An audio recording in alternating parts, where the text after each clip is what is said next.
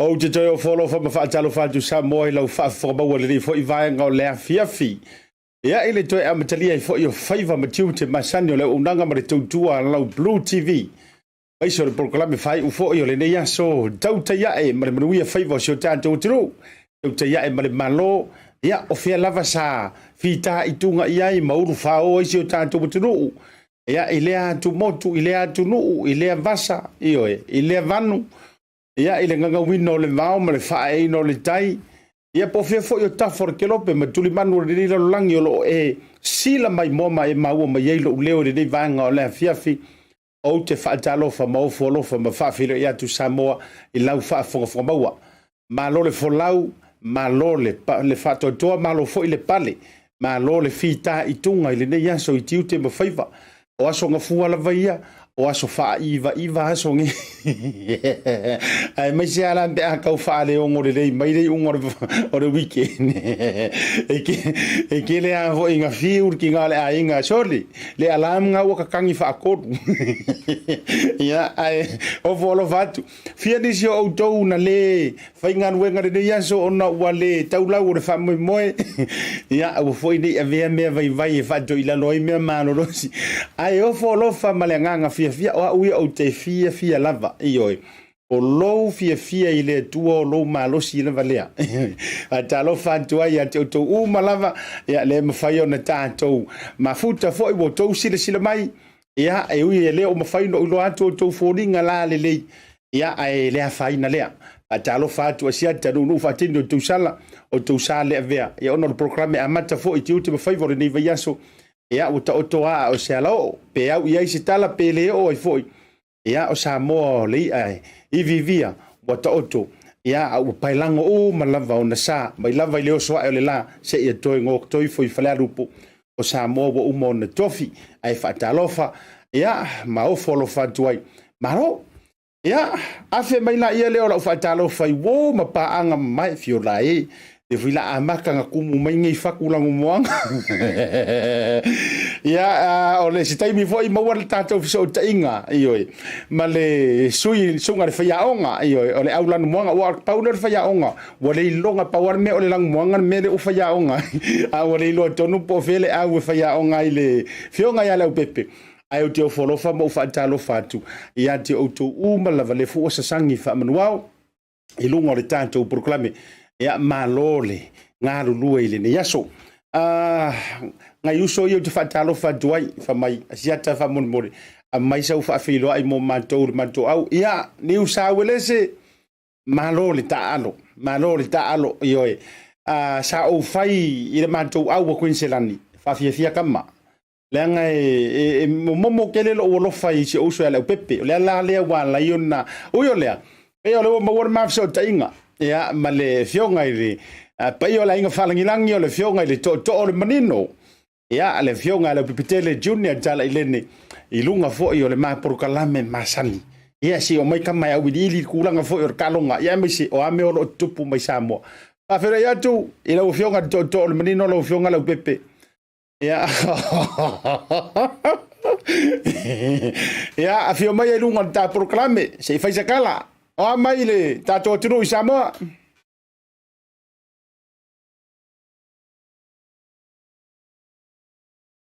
ya fafelo yatu ai lau sunga le tai po le faia o le tato au malo se le maroons le nei tai me la fiafi lau to fal vai malai ya lau aftalenga Asiata malo le tawata ya fatalo fatu foi I pa anga le tato po kala meta tonu to tele lo sangi fia mai ya wa foi se tala le talonga na ye na po ya o se fam talanga me foi lau sungol tai o le tato au malosi ya po le ale tulanga na ya wal mesa se tomato ni Samoa ya ona tele mata talonga ono le tele o me o lo tam fai o le fato ata nu mai ya o le lavana mautino ato no tau nu le ya o tele o mau le ya mai ai neta ya Asiata se no ina la ufionga Leaupepe o lo manuia manjo ni sila o lo langi le foi le tau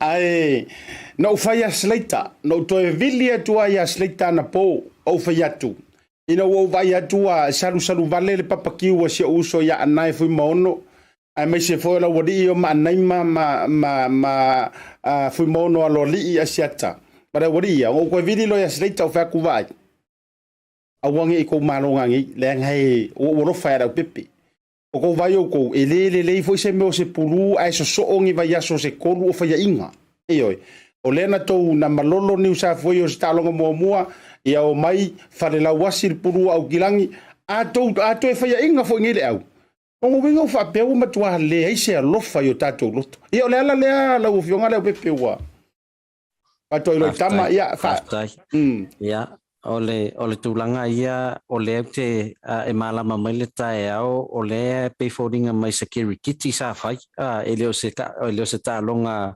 la kapiliki ya ai fa tai pa fa wa visito fai ele sunga fai nga me se ia slate e tau fa mai le ta al to wana po ya yo le mena wala yo na fasu fa ile sfunu dua ya e fa pena lava ioi o se taimi foi ia fa malu ro te foi pa fai wa mama fa tu foi ia se tau fainga le plus ana polanga le malai le oi I Western Australia ai me va pe le bota sa sta luai ai me va pe ingi mama la malai oi na e pi masalo to ti atu mul malai na masalo pe se la wa fe ia tanga tempen matai o no winga ele la titi ia mata ia na vai melan tu pona po Asiata ia faftai o le vai atu o le nai te ala mai mau le malosi la to fafo ia wata to pokalami wa sa mau le famtalanga o lai e tau faila o ke sene le imiro moa e no mai ale le talonga o no le tulanga voi le tau vai lo fatu ai faftai le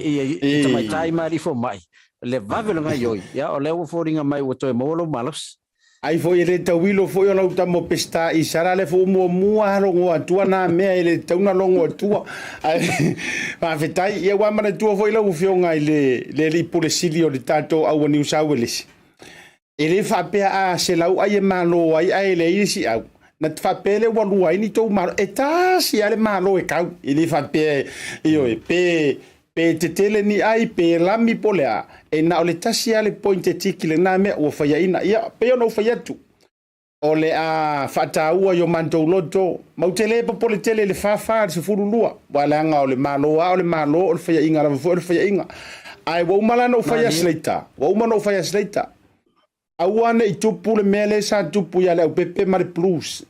O le o mai la lo le aio o Keriso. O le o mai wha moa le lako malai. Whaku pui san Cop Stadium langa o le malai le. O le malai iona I la mutu. Iyo. Aftai. O a foi falu penga al tau au le Brisbane langa o leva foi o e soli vai na iyo. O whala nginga o mato au mumu. Iyo e. O au e whai mai le fatu. Ma le afu toto. Iyo e. O anga o whala nginga iala ala avi iyo e. O au e whai mai le fatu. Ai ma lo I le afu toto. Longo winga o le asole la tatou decide ai po ai e ta momo e po ai kongu le sikeke e original. O tatou steti. Ia, o te whamaruru atu la Leaupepe. Ia, ele le yar ka penga mai peor kou siari. Inga ngo. Aftai. E paule tua lalo nei te ua wana te whaalongo atu e whaima le toto. Pola ele. E laki pia toto ese toto mai le melen tupu ana po. Lono winga mana o mi. Lono winga. E mana o mi su ya to au pa pa wa melen tupu ana po. E laki pia ese. E koe o pengu koko mei koko. Ia, ai la foto ia. Iyo e le voice meu se fai inga ai umi enkala ngoa ia me. O a mai se o tatou o turu. O vai atu o tau whiloa I marsunga le fai a onga le tatou taito fitu. Manu Samoa le whionga le munenga tele. O vai atu foi o tau whiloa I mai male. A sunga le lipo le sili o le tatou au whaili lau I loa le oski pen. O kwa vai aku lau ka mausia pe. Ka unga se ngase pe le ai o le lusito le ninga. O tulanga le ye sia taluna tanu mai le o misi lava le sia silunga ya Robert Louis Stevenson e pe ta folinga mai o la ua uma na file for mai ya sia e ta wana so uma e savali lunga ya ina ya maua ya numera ya tono ya lau exercise laso ya e o lo pisi fo ia le tofa ya sia I tulanga fo I pisinisi ya fa pena fo ia tulanga fo yo fainga no pe ona yai sio isi la fanga lo fa pe ona mau polo ai ina I mali ya ai o le sunga fa ya onga pa masalo mo se tala tulanga le tato taito fitron marisi le wa mavaiatu le wa champagne ai ala wa tamauli mai sale lo se mako ngo mai savai se mako moko mai savai la pepe yo ya Ia pauan ne te me whalongo tu ai o whalupe lo itu lea whasale longa ia e lea whaina e ai o lo moli melo whaanga o le sunga le liwha ia aonga ia maolo iele whamoe o le atoe autitilo I lana squad ia wa lela tapena tu mol Commonwealth Games le whai Edinburgh mantua nasa iele taito fitu le Oceania nasa whai atu I Pukekoe New Zealand le sa fai le weekend na sa wai atu tonga Fiji New Zealand ma Australia ya ele o maupo ina champagne ai Paul me ele talonga no matamata tu ye ya ai fai ina lo Fiji ya Australia ile la tu talonga ya ele a wai atu la Samoa no tulanga le ya a watu lo yo Commonwealth le fai masina fo ya masalo pe lata fo ile fa le lima masina ia o la whapea no e se atu ai fo ia le sunga le whaonga manai ta mawhanau o le tatu taito fitu. E le mwhai lavon toi fo I mai se longa uma le Commonwealth so atu ai ma le 7th le na I Las Vegas tai tonu to tele fo I tatu I Las Vegas o lo ta pena mai ile tatu taito fitu na. Ia, ma so atu ai fo le World 7th e whai I South Africa pe Cape Town nai fatino ia e fai ala se pisi o le schedule le sunga le fai a onga mala nau taito fitu ia a sa moli me lava la tu faftai fo ile I tapenanga tatu community sa mo fo sia la tu me alofa ia a ole ia ngai mai ia e lo fai na ngalo ia la tu ia ma o mo fo le sima lo si wa tapen pena tu lo I tournament ia so me se lava Commonwealth Games ia o se tasi mantua a tango titilo ilo Olympics ia mata alonga World Champions e pe o Commonwealth Games le si competition e pe e lata tu ye ba lo fa tai io e fai sila wolunga fo io le tamu sanga na malo le tau pulenga ia ai fa tai nei tala o mana fo nei updates ye se vai ngai musu atu le sunga fa ia onga walanga o le o mawana o le tai ono masina tai lima tai fitu masina le tele na tu va e se ai mana ia lo fo me fana tamata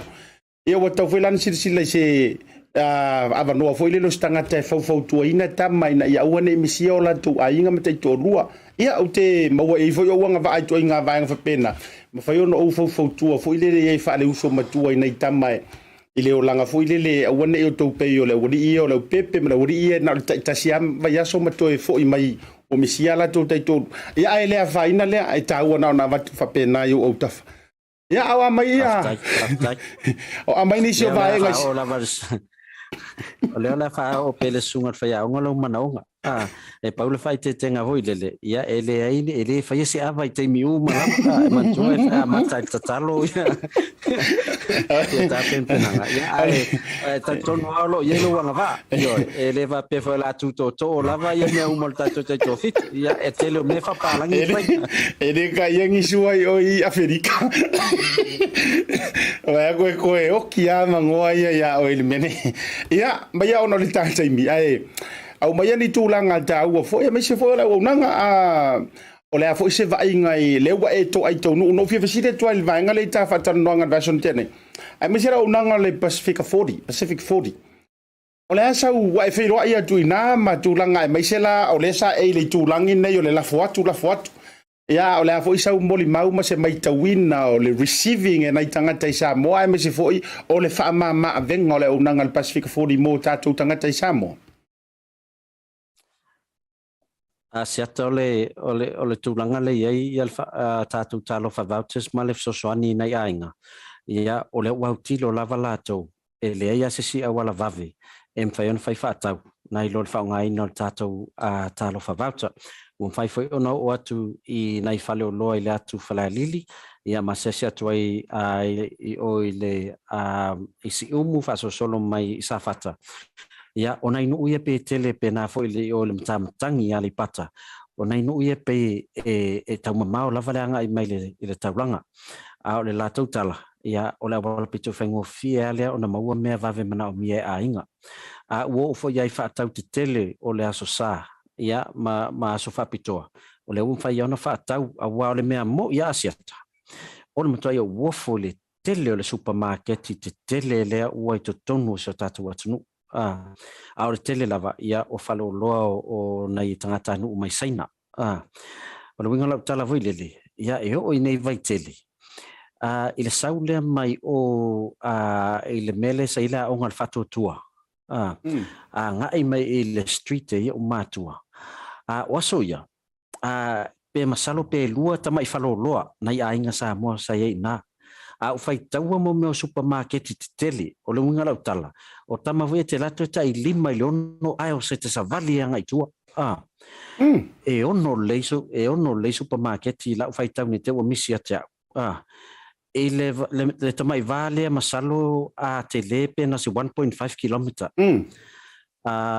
mai fa pena foi la te atua nga inu itua ua matua te le lava falo lo ye lo no winga ua faingo fiena mo o lo tele ma onisio falo lo ye lo fai pa anga yel tato Pacific 40 mal tato talo favata ua fa faingo ua fa te foi la anga ia pia awa masalo tau ese lava tau o loa ia alepe ua tau nu waila le siva enga len tam fai tato ia fai titia le anga ia pia ono la lo taimi ia male alo pensini pe fa pe talo lo ta vale o le si vai ngale na o ta vale la iti umai na matu tatano afsilia tu ia fa mai se lau duas futa la sa tu mo lam ta vale taimi nei o lua se lau ta la le o tu mo ile ia le ta vale ia wa conscious foi la tanga tele ile feo I ta vale masalo le a fai o le o mau ale taimi foi le sama sanalu ta vale falo lo pe na le lua poloka e vai me le fali ia le la o paka le ta vale sa vali a se fena pensi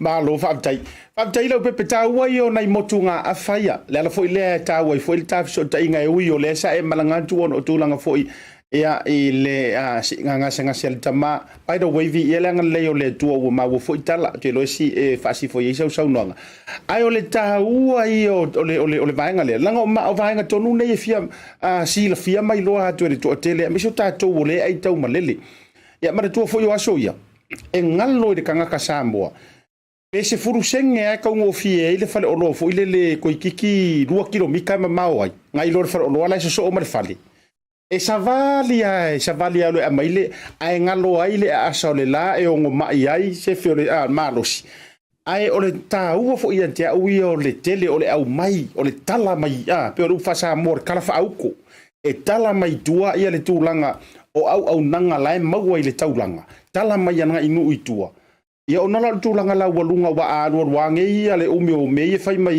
ia i fefoi si lucia ma fai ngongei kaua manei tūlanga soifuanga fa pene ia o matua ia ke ia marka ka foi le safia fia ke ka vale ngari se laumika ke ia ko paka fa le ai to sa var ai u le e ta u te ngona foi le atele ni si o so tanga o ia lau fai nga malanga i Samoa ia manai na foi ia supermarket ia te lo fo se awala le mo mawaini ni ka fai nga luenga e to tele ni ta fai nga luenga Samoa i ke lo supermarket kinga la usainga pe o lo fai nga luenga ia la usainga la to jau mai tau fionga Leaupepe ole masalo pawa ya yang aduanga anai saina la ya ole vainga le cash register ya ma ya ma fatun tonu foi le arto tele na yo tatu tangata ole ai mawai ya yang aduanga ole si vainga tawa fo ia asiata ole noinga ole la mantua ala ITV faloloa ya la ITV olo mau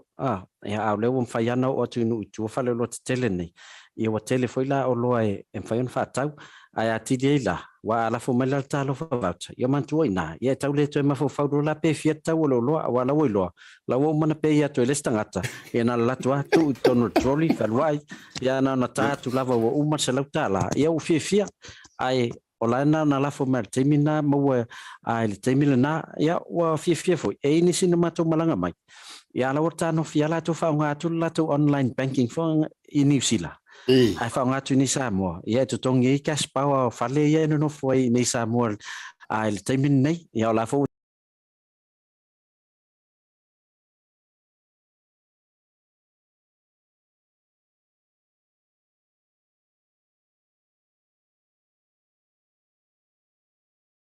molea o le bank ia pe o le si wala fa ngo fielia ia fai ana pe ia o lo fai fa tau e tatu ia a malanga me fa ia me se ale tongi na vo yo o le cash power ia mal pilio le vai wa me ana mo feto ai pe a tau nu ma ia mo na fa talo fa tu ma ia fa mai ia ka ko pilio le ko ia fa kai wa malanga mai o se nga uma fa karo fa ku ai maola ka fsidi ala me wale ola ia ka ko pa o ma ko ai fa mai ia o le menga le ka fa ia ko i pe mfen ko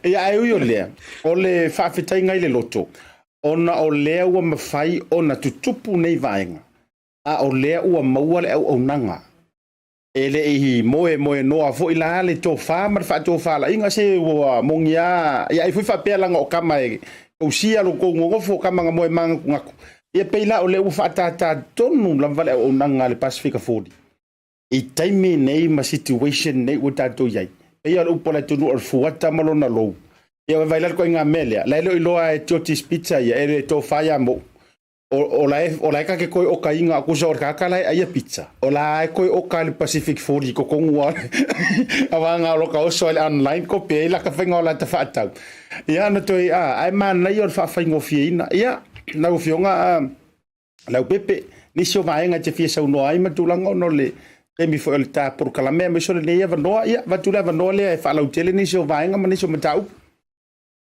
o nai vaenga tau tu al tato digital o nai au nga tele mo tato ia sau ni malanga mai ia va foi fontanga el masina Julai ia ale e kalesia le metutisi ia e mese ni so lo fa pionta pena mai mo le fontanga le fakasa ia setema ia o le nae mawhai ona mawale tato SIM card i nai le tato ofisa i mangele ia ai aua fo le pole pe ate ua le mosa SIM card e whaola ia mawhai ona top up mai na ia wa ai tau nu man mala vale le whaleolo ia nauna e sau ai whafo e turn i lau tamatau ia o inalo i ele whaleolo al tato digital fai lau card na faola ia malesi tarai ia nam fai leo na la fosa o mai se leni ele tau ainga mai New Zealand a nga i lau numero digital ia na ia le falolo titi sa le talai lau se leni ia le atau maua tala masalo te milfono le ale matisi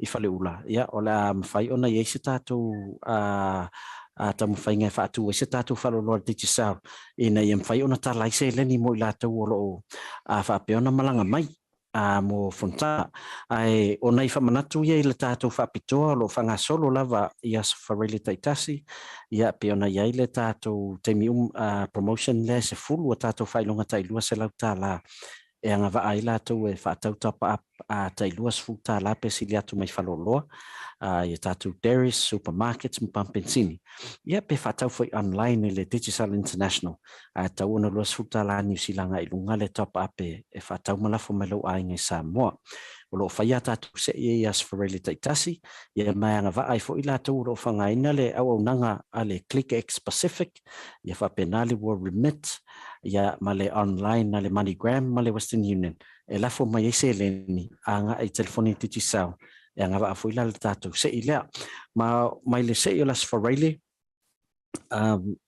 o entry sia Samoa sa lautungia ma le se fulu tatu failonga tolu failonga na mauai entries mo Samoa o le top up sa fatau mal faloloa ai la foi le numero fitulua o ivalua ivalima fitulua o ivalua ivalima o lo le sitara tatu entry le o tasi lua no iva valu o valu tolu manu malo le lua se lautala New Zealand e le se tatu entry for your top up na fatau online ile clickx ile digitalinternational.com sa la for top up ile fitulua ono valu o fa fitulua ono valu o fa fitu o lo le stara ya Agnes Sapati o New Zealand ia le tatu entry lea tasi entry na whamanuina mo au se tālia o le top up sa whaatau mai le whaloloa la for le numero fitu valu ono o tolu o fitu valu ono o tolu o lo le stara ile o fa lua tasi tolu tasi valu lua lima tolu o fa lua tasi tolu tasi valu lua lima tolu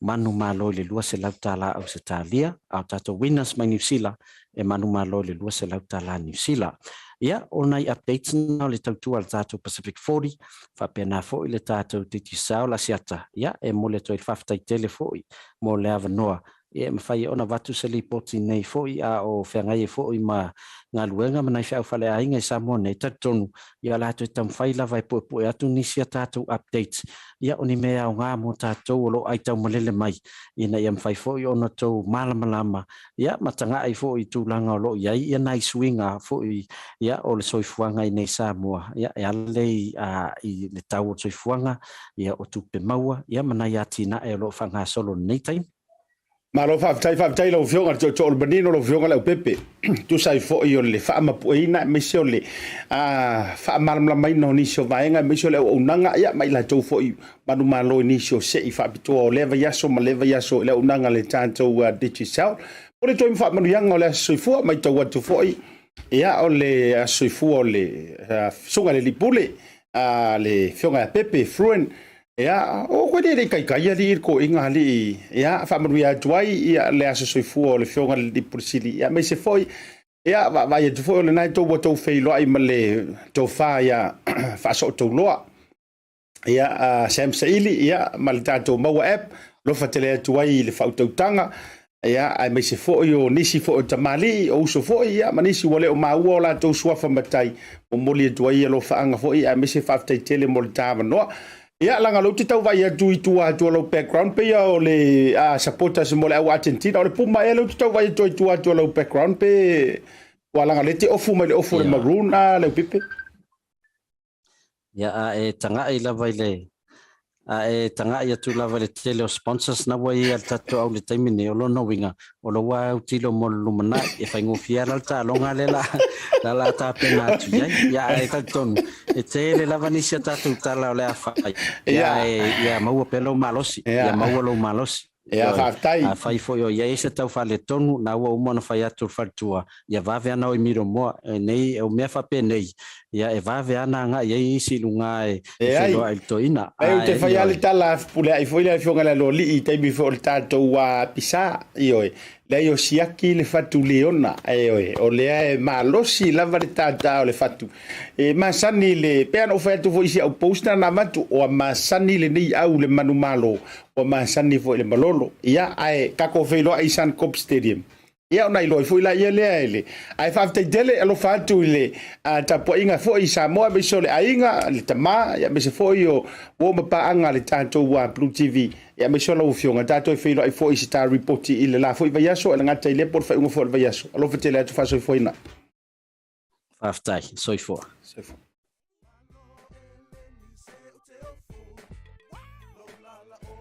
a fai te mo mia o loa mai Samoa manisi o atu moto le Pacifica e pe o fiti matonga e na o le Tasi Market te mo mia le Tasi Market Tasi Market ele ngata I fua whatoanga e maua foi ia te maisi me tau mafa mai le moana e pe ona o fai atu e te maua uma o loa mai atu moto le Pacifica o le talo le te sila mai ai numero tasi lea o loa sa palai mai le atu o fiti kako karongi we foi ia soi maua foi le umala mai tonga ele ngata ilea mo ila tau fia le tatou tama o le fai e te maua umala mai Tasi Market ai fa fetu langa o fa lave e sa o le lei e maua tatou pusa pisupo tu ai nga le lei ya le o le pama le ngata foi lea maua pusa moa I so si tu ai nga sizes fa pe foi la ka ko pusa siu pipi anse mai ngar ka pusa siu ngar fa mole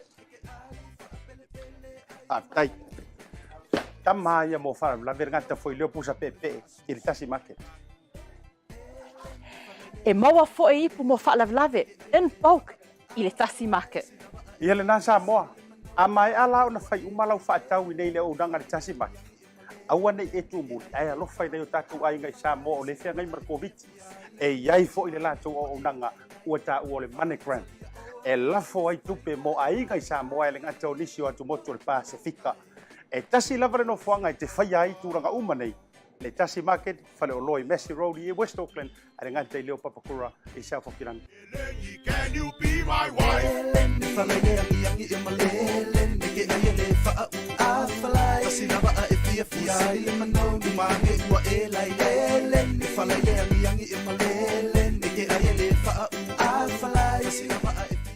ia o te toe o folofa ma whaatalo whaatu le toe te liu ba ye o le proklame le rifui vanga o le fiafi le fo o maua le tātou fiso o te inga masani ma Samoa e le tātou ofisa au tū I Samoa le BluTV po le Bluwave ia le fo ua tali mai ai ia le tō wha va ai nā Folasa au le lei wa le longa se atu nuu e whaatusa ye le tō tele le la le lei wha matalaina o le tō wha ia va ai wha mai isi pese le pangonga wha mai isi pese alapi wha mai isi pese initia ia ale fo fa pura vina ka mai le si vaenga to tele fa pesole e fio fa mara malama I tangata nei o le sunga porto fa ia va ai o le alo moni la mosama a talo fatu I la to fa va ai le foi vaenga o le fia fili ta programe masani meta fiso ta inga ia o le wa mo watura weekend e a mai le na weekend ia me se foi o le mtanga o nei va yaso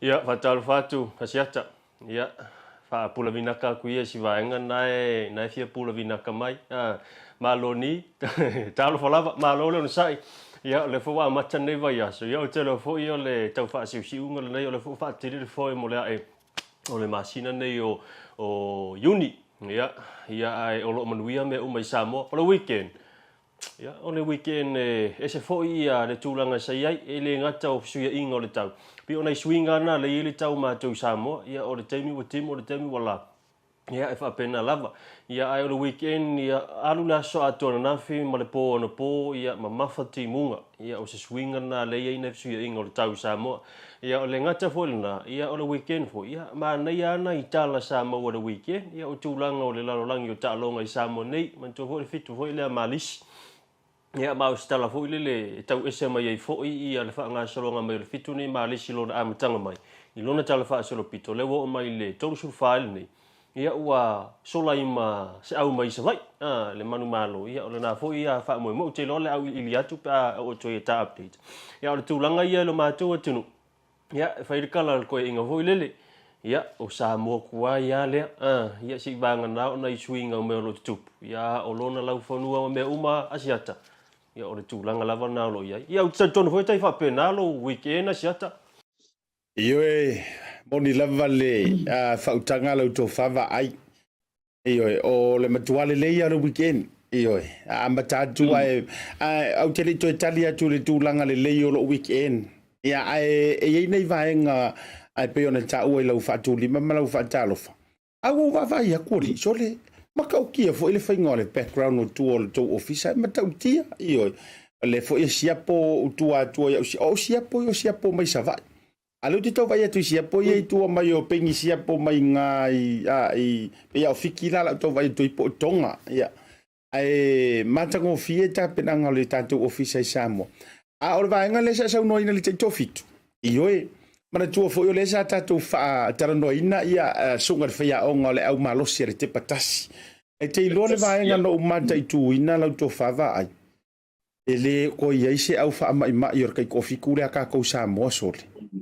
Ele o to ia se au fa pe mai to e fa pa ole sana ta pe na wa ole upumoni e nga onga sasia e fia sasia le si au ma lo le si au o la ia sa utapu ai sa ave la utapu ai le te patasi e lu au no utapu ai o te patasi ma le au ma to ale liona mai lo li ai ina o saule i unga wa manu malo ia le torotoro tamauli o se mitanga o rota loto o no lena e fetalai nei lava tolu fata usanga e ata luna faili le fitu ne marisi taimi mo mole o sola isa la fai ya ulaia o koe kau ai uma upalo kai kongu matotoro tamau ya ai fata ya tu mana ya mai mata tu mai mo Samo au ia marmato weekend ya na mana ya io na mana ya ai o tau tu la ngona fo ile tau fa no la titi ia ono le tau mawhainga se mātou au a Queensland. Ia wau te ro ia te ro pe te fie nei me o la kapi ia o le kirikiri me te fie ia. Ia o lau talai ia New South Wales uma ia enjoy le malumalo tātou wheiloa i Suncorp Stadium.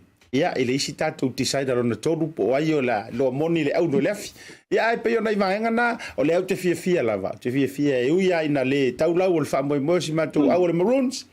Ya ai manga ia foi se i maka inga ai se ka ko su nga champing o te lo e pe te Maroon fo ya mai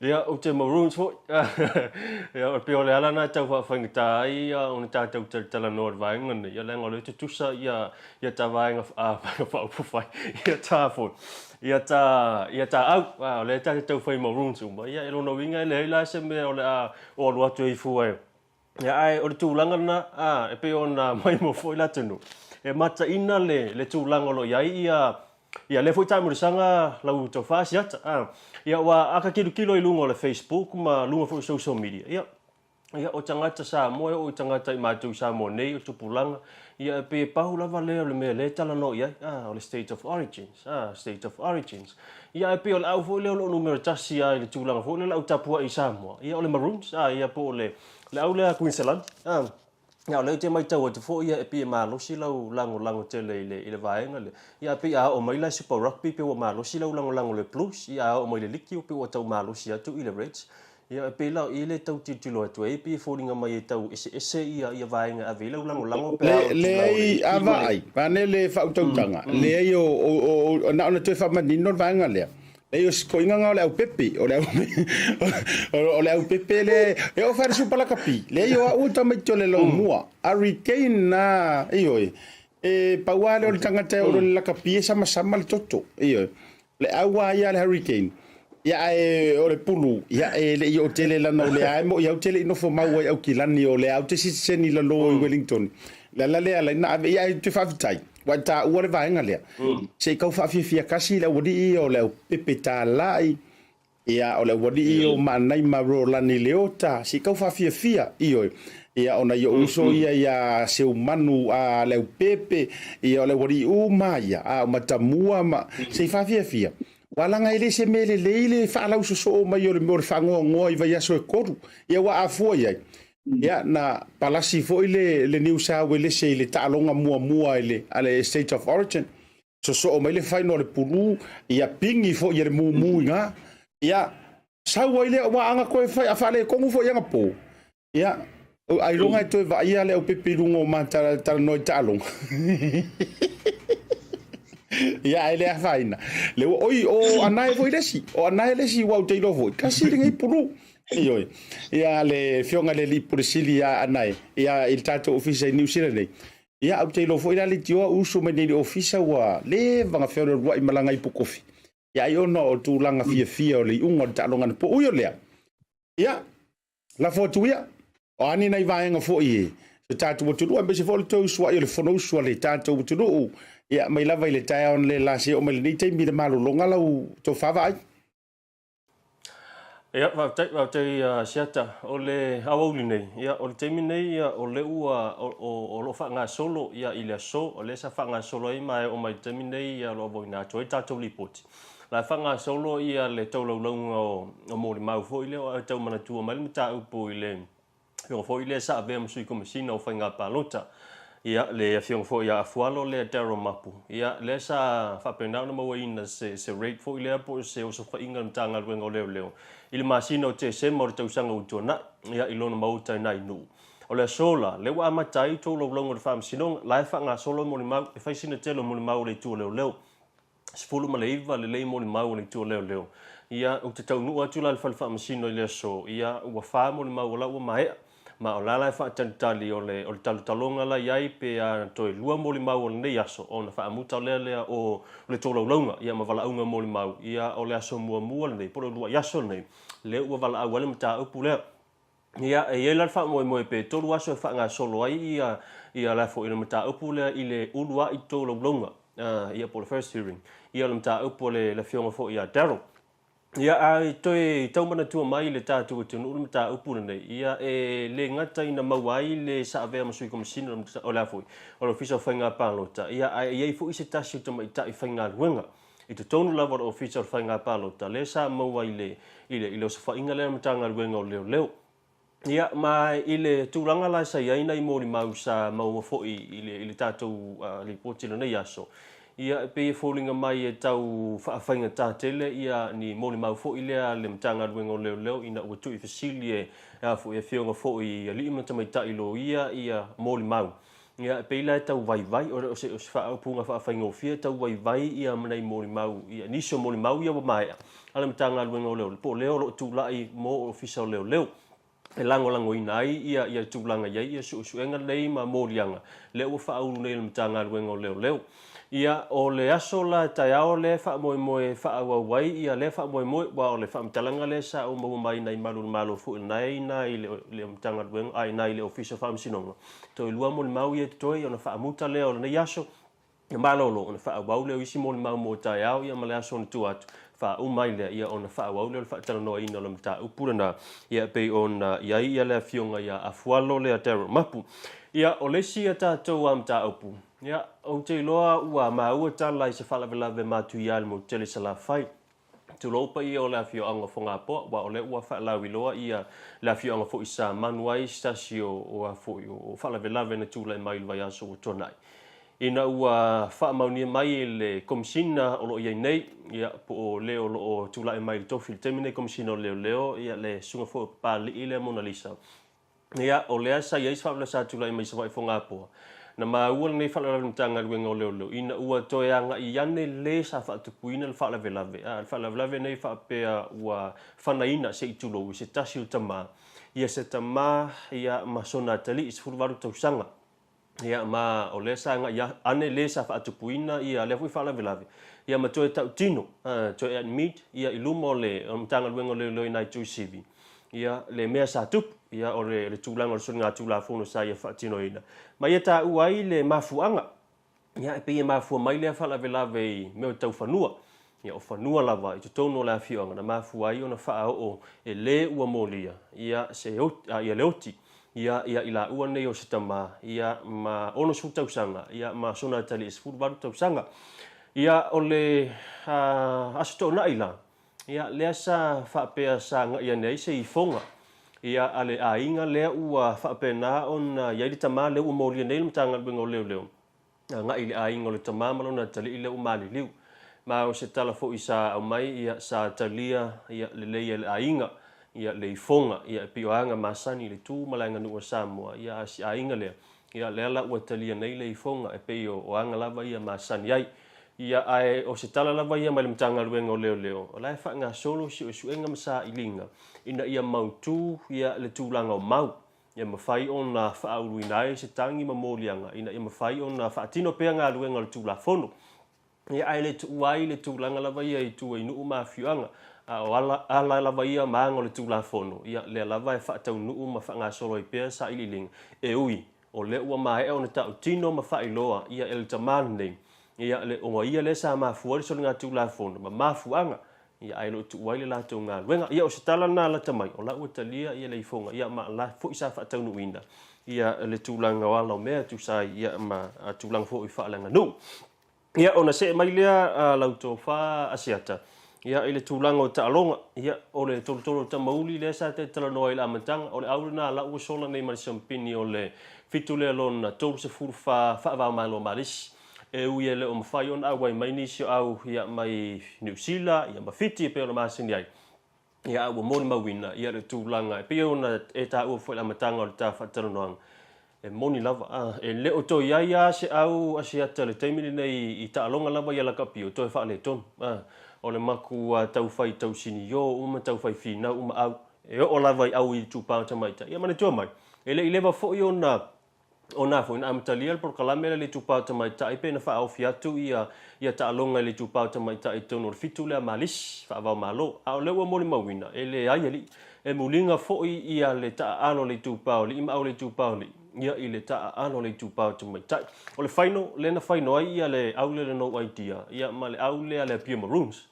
ia o le whaiunga la tālonga na manu malo ai le au tamaita i le Pia Maroons stasi lo tālonga na matua mata ina o le tālonga le whaino ina ua tā le afa mua e le ai maseisina tau ai o mai lo le afa lona lua o ina lona amatai o na tilo ho i le whaawhinga tā e lon whai o le pipio le pipio ai a o le tūlanga fo ina matua manu malo ai le Pia Maroons na manu malo whai le tala tamaiti manu malo tinga ina e whai sina fina te leo o au mai lua a o le tūpala vai oli e tāna le afa le tūpala le au le tōtoro tamauli ma le au le pipi i vaiala ia o lai sili ia ai le vaenga le au le pipi i vaiala ia i le 5 i le fitu ia ina ua toi o mai loa le i le taamilusanga le afalona lua ina loa na tau vaai i le finau ma se senga o tūlanga ua pe ua kuli le malosi e ngā o le lua lava points lea sa manu malo i le au lea tōtoro tamauli ina ua maea le taimi whaatulunga ina ia e se furu i le se furu ma le lua le au lea le pipi i vaiala ia peila o ina le ua au mai e nei la le siampini ia o le taamilusanga nei tolu sufa malisi whaavau malo le ua se atu nei le motele sa la fai ia i lea la ua ia se ia i foi ma le talita ia ma le ipu foi o lea taamilusanga lea sa umia ia e le au lea le lauli Lions ia pei ona manu malo ai le tausanga o tuana ai lua afe lua sefulu me tasi ia ma se li boksi mulmuli o le tau le fa le taimi Samoa tai hao ia le aso lua ia ua ia le fa moe ia tūlau ele ai pe taunua i whanua le tātou team Samoa le samalanga atu i le Northern Marianas i Saipan ia e tātou tālonga fo ia mini games ia le ala i le wha moe le tāu le wha i le whiwhi tai hao ia o le taunua le tātou team Samoa o le taliu mai la le tātou team Samoa ia masitala whiwhia ia e valu tātou pine euro valu tātou pine apa mamea 5 tātou pine siliva ia mauaila la whai o tātou pine tālonga ni lusu tasi tātou pine o le telo tātou pine euro sa maua mai lea i le tātou team lea weightlifting te si o mea mafa ia malesi tātou pine euro sa maua mai lea li fo i lea o Tony ia i le velo tau ia po le travelling ia ma stasio pine euro ia le sa maua mai i le tātou athletics ia i le tātou vaenga le o le hurdles ia o tātou pine euro lana sa maua mai nisio tālonga ia ai wha mawina le nganga wha pule le wha ngā e tia le tātou utinu e tūlanga sa ia ita mawhainga le tātou aununi ia mai se lava ia o nisio alo matama whanau le tātou utinu ia le sa tau aveina le ngō Samoa i le tātou tālonga ni Mini Games ia o le sa fai nai sai pen ia ona i tala o ia o nei foi amatanga o nei vai aso ia e tomu ai foi ia le nei vai aso ia o se vai aso fai u foi ia o le tatu fainga malanga ia o nei foi masina la tu ia o uni lau to fa seta ia malo fa tai tele lau to fa vai ia ame se foi o le tatu ofisa i Samoa e tu sai foi o longo pueli na mai o le mamanu le tunu o i vaenga sa tutupu o lo tutupu ia manisi o meo le a tutupu foi au wale fa fonga mau si o tanto turu wai tau wala foi mai se lava Samoa o lo ai tau malele e le o i totonu o si o tanto tunu pe o mantou ia o Tironei au Sitalia Amerika Hawaii so o se atu moto le Pasifika Asia Europa fia lava le tafor ke lope o lo e mawhai ona e maua mai ile o unanga ale BluTV ia o le ala lea fuai ona mauani fiso ta inga i le aso ma le aso le fa tautai mai le sui le tanto BluTV fa tele o si vaenga o te tau fia toe siringi ai le tulanga o ta update be se fo e fa si nga tele o le tulanga le le tulai mai le motu sala fai ia ai mai se lava le mafuanga i tuantu le nei vaenga o le tulanga tau fanua ia e tala noa lava fo i maleava ma le faitete i tūlanga ma le ale o mata upu whapene. Ia wai tasi le nei mata upu la ua lunga. O lea sa tele ina fete e na ia i tūlanga fo i la ia le na fua i le mele o le ave se senga fo i o malo si anga mai whamasinonga o whanua masuafa ma le malo si anga o whanua o o whamasinonga fo i le leo sori ngā tūla fono. Ai mai se foi la o le ia te tau fo i le matulanga e fainga o fanua ma me o mai la vea i le sisi o manga tau fanua matula fono o la te talo fo i le nei vaenga o prokalame e me se fo i o ta fa soa ina ia fa tau nu le fa msinonga tonu i tulanga i tonu ta oto nga afua tu ia o lua so i fua o mau ia i fanua nei o me sina leanga o me umantu le unga tupulanga ma le unga tupulanga ele te tau fo i lao na vaai mama ma sila tapepe ia i le mamaru lau tero le tinu e me se fo i la tau o lipo ia whainga o tūla fono ia me se fo i o le pule mamaru ali ma whai pule a wai whainga o fio le tātou whalele ia whangua leo makou whangua leo la tau o tua oile a o tua o patatua o mea nei e whai sio ngaonga le la o mai mawele soifua pe fo na tau whaapoi li e se tala le amatanga ia e foi o tatau ainga ma vaenga whapena e foi mea na tupu no ta vai ai mo ta mori mawina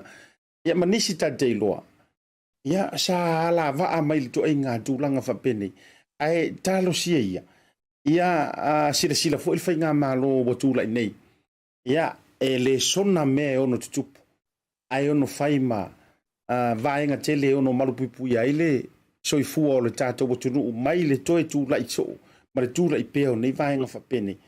Aftai fo le whatou whala i ngā sia fo i ainga. E tusa ai o le talia whaingo fie o le tūlanga i rei fonga. Me se fo o le whaftai ngā o lo ua malamalama le tala le lei me so whina ngalo. Ai pia paule o se vaenga fo i le le wa toe whaupopo tua i le tūlanga. E mana ia tele le vaenga le na e au mai i tūlanga o tātou update. O le si vaenga i le tūlanga le sa e sauno ina le tātou whaftai congratulations for le tātou team Samoa. Ioe mai tau a maratotoa. Ia tūlanga i le lātou tau mawhainga. Whaftai tele malo fo le whātua toa o tongi o se seu o langatila o whapulo le tua lima wha malo whai o le whaiva. I whaiaonga o teitai malanga o le lātou u ma sa ai filofilo. Ia i le tau aveina o le nei au malanga o toa o Samoa. Ia whaftai wa e manuia. Io, o tauta ia e peo le ngō le tātou programe le ne fiafi. Ia wa e manu whaiva o Samoa. A e male manuia. E le o asa le tātou sa ili ngā malo. Maua kako auro, maua kako siriva, maua ma tātou pine apa mea. A ole laua lunga o mea uma. E vi ia ile tua i mea mwhon tātou whaia ma ausia. Ona o tā leni. Ma mea lofa wai au maia. Tortolo ta mauli i oe ma naia tele. E ana whaia tula utala. E le ase sa vai e le langonga le nganga fio te lo foi ina ua manu malo le tortolo ta mauli na sosolo ai foi lo loto. Ia le nganga me. E wala ngo si o kako moku. E ke le inga so nga whai e lau vaenga le upod. Ia ai whawhetai. O i lau a tai loi fo. ia le ai e fai foi si matua o le taalo a sala fai lan tou pau si vai ngau tou faafisili toi pena mauai sau faamaumaunga matulaga o iai ni sui o le tatou manu Samoa taito fitu o lea e taalo mai le au lea le tolotolo o tamauli pai pe foi la ona faalia le ta faatanoaga le vaso na jet nei ma le suga le faiaʻoga le suga le faafegaiga malo sefo e toʻalua toʻatolu e sui o le manu Samoa taito fitu le sa iai lea le au o le teputasi ia ae e ni si foi le lau a me se foi tatou update taalo le manu Samoa taito fitu ro iai le taimi nei o lea e afio mai le fioaga salologa po o loo taalo le au le tamauli faamole vaai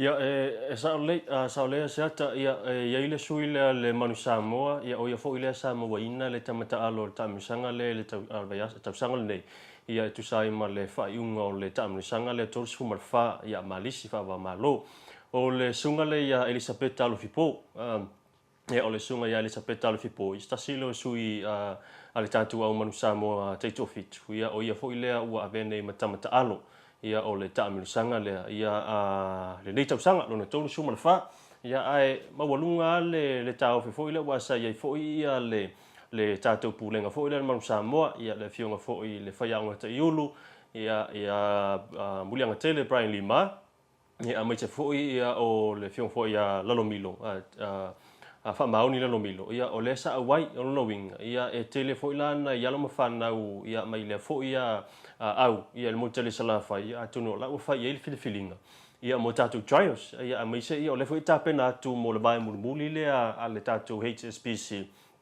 le ia fa mo le masino setema ia inai Los Angeles ia tonu la pe te ua ia inai filifilinga fa pena ia lesa fa pena on filifilia mai ia le tatu pulenga ia mai le tamu sanga le sa ia vai asu tonda ia mai se lava ia tatu au le mai le motele sala fai ia isi au sai le motele sala fai o le tatu au foi le mai no pesiliva sa pali ma nei foi tam fai ngal tatu au na mai motele sala fai ia lesa awai le tamu sanga le vai asu tonda ia ia malo fa tele ioe ia langa o lupe siliva ia pie kele ala kurkirikiki ia ele faina le fa tele mo ta fa tanoanga le vanga o le fiafi ona ta temi foi mo le tu fa malo ta pinango ta to update ia ta so fo ile so ta o to mosis fa puponga to fa va ia e to brunga mai ta fa tanoanga le vanga le fiafi ia malo fa tai lo to fa Asiata ia telefo le ua ma te fo ia ona fa mai ia nga ruenga o nei aso ia aso nga fua e ta ua lesi o aso su laki ia o isi e ta pe o le aso peva o le aso paie le aso iva a te lo ai mai ata proclame te mana tu ai le fa fine fo le lo centra Asiata ia o ta ua le upu le laki ia lo fa fine lande ia e tele ina alu voile le pe o le mo show off ia o le mita ia voile le wa o luma fale o le Maota fa fenga inga la tonu e so o la malona fale o ina la fa ile voile la boys o le be masangi la a centro ia maka ko la songo fua ma navanga ruenga ia a le momoli aku se supal momoli aku e sa vale voile le for ranger ai la songo fua lo atu la songo fua momoli aku le supa nga ku he pila ele tulu molona luma fale e tulu mole mele fa ile voli tamiti ia nga o oso ai fa fo vala au mai ia fo ia kamiki ia o fa ia centro o pe saule le supalu ia nga wa kepa fo nga le kua o le la ulu fo nga lo centro ma ia kal ia nge ia wa kalaki fo ia pe nga le o la sorua ia laku sui aku ia la foi o sui aku le ka vale o le laku la supa lu pe o laku la kamanga o le raptor kama fo o le lua felu lua ke mingi nga wa ku ma au me kama o sui me ka vale num ko centro nga ke pa mai ai ku wa ka ko laki foi a lua ko la so al me ko o fiu le kupulanga fa kali pula si ka vale la cool pas o se mai fa fo ia centro e se kula centro ma ku wale yang falling of ngale me ai pesa kangi o ma ko make up so ia kangi e u luli ma falling o vala au mai lo mar ku pulanga fo lo so ku la lo wa fo wa pu o wa se fa fa fi nga vala au mai mar ku pula voi Sandra, lai mo kupu. Ka o ke pa mai ai ku san. Wa ka sa si fai. Vai oi ke mo ko sa si ata o le fata mata. Ya le po vai. Ai manuel nei aso. Ale via ata. Ja, am dei tele Sandra oi. Vai fa dei tele. E ma fu na sasi Sandra. Ona wale le lu pui nga misa. Ai oi ole. Alo fatela tu tato office sa mo fila la sotaya. So fu ba manuia. Ja, aso. Ja, jy va wou net proklame pe mai tato fa salou fa pesirisi nei. The reason why I love Talofa Voucher is easy. It's super easy, it's convenient, and you can basically order anything online for Samoa on your phone and really right here from my couch. It's that easy. You just go to www.pacific40.com and then you select from a variety of services that's available on Pacific 40. You can even select a shop that's close to your village. So if you're looking for a way to help your ainga in Samoa, this is the perfect way. Pacific 40 Talofa Voucher. For you, for me, for Samoa.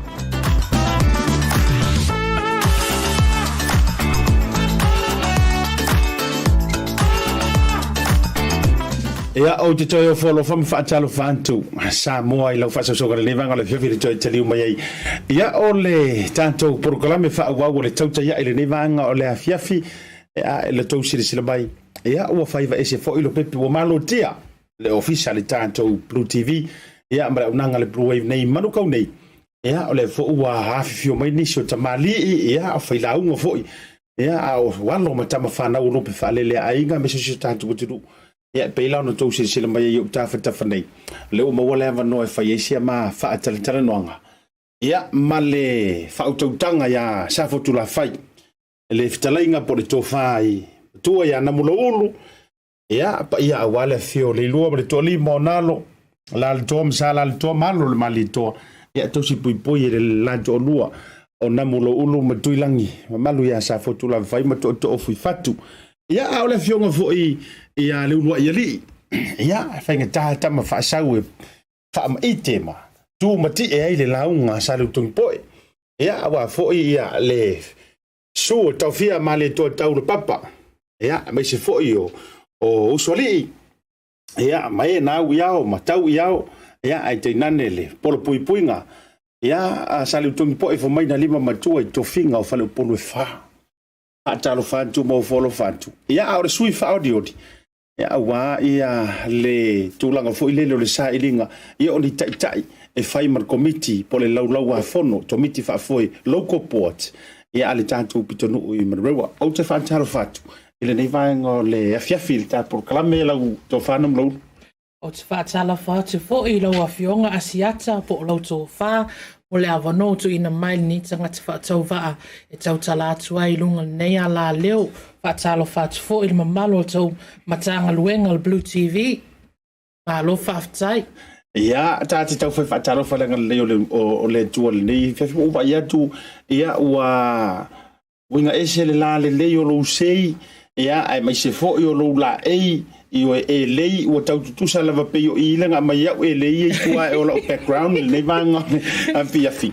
Ma lo le folau e le leo na mo tu le pausi le fi o le o tanu fa ma pu e tu langa o lo ta fa sino manga ia ona o suafa e lua o fetu pupula lo e tau aveina.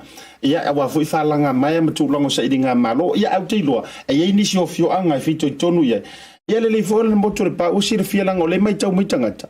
E mana ia le saunga o lo suafa matulanga o mamu ai fai uenga bi fai winkia ia o le lai tau pe fa pe o ai ingia o le ia le le va Taupea lau to fanam lo tai mo le avanoa ia o Namulaulu pe on tau sila fia fio mai sa fotula fai o le tama o lo tina e sao mai sa fotula fai o fonga poa Taupea foi ia le tina o lo tina e sau mai I whatausi ia le aingo tuilangi ia o aingo umana e lua o lo tina ia o le to o lo tama e ia I solo ma fale whaapea ia tanunga mangongo ia ma vailima Ia o leo talurua ia lii tusolo o le tina o lo tamae sau mai falfa a o lona tamae sau mai solsolo.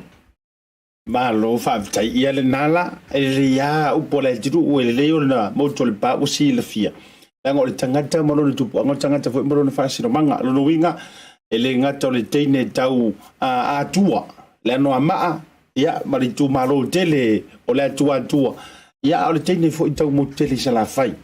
Tu lo sua fa ia le to fa ia Namulaulu fo le fioga fo ia le ulua ia li. Ia o le mara Singh ele ia le fa fisira tu pela no le fisira mai to tere la dole mai mo mai se ta se ise piko in ki orkenge. Amore mole la fioga no. Sai foi male fasili. Ia o lo ainga. E sau mai intia. O le atunu tele le intia. Ia po le atunu foi. Ia o le au Singh le na malo fa alo tele lava. Na la awara ko fisiri o to ia a o faile ainga le to fa Namulaulu po le fioga ro ia li.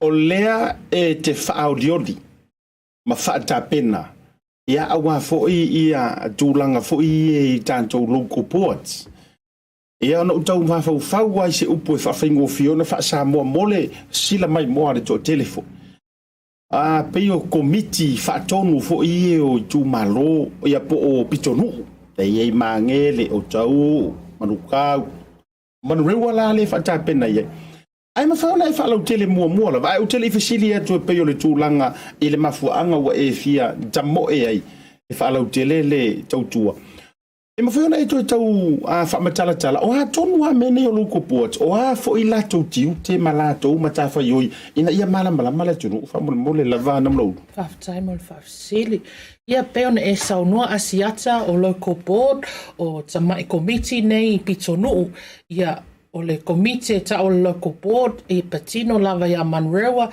e au fia ai le tō takanini tu sai tolu kuata ia le i tu malo takanini o lo ilalo le local board a Manurewa o le ala fo ina lenga o tamoe i Manurewa ona lo te tai fono i takanini ia e ia le ia a takanini tono o pitonu o Manurewa ia o le pitonu o Manurewa e to valu la mato e ta momoe ia e to lua o mato ule nu la e ti pe o e ta o councillors pe a fa pertania ia o Manurewa la ma papakura e ia la mato councillors na e lua o lo o representina mato i tono local board ia au mato la e to ono le au fia ile to valu nei e au fia e fo ma councillors e to lua o le run mātou le local board e au fia la lo tangata o Asiata Pio po o Kedio Asiata ia o Karak Singh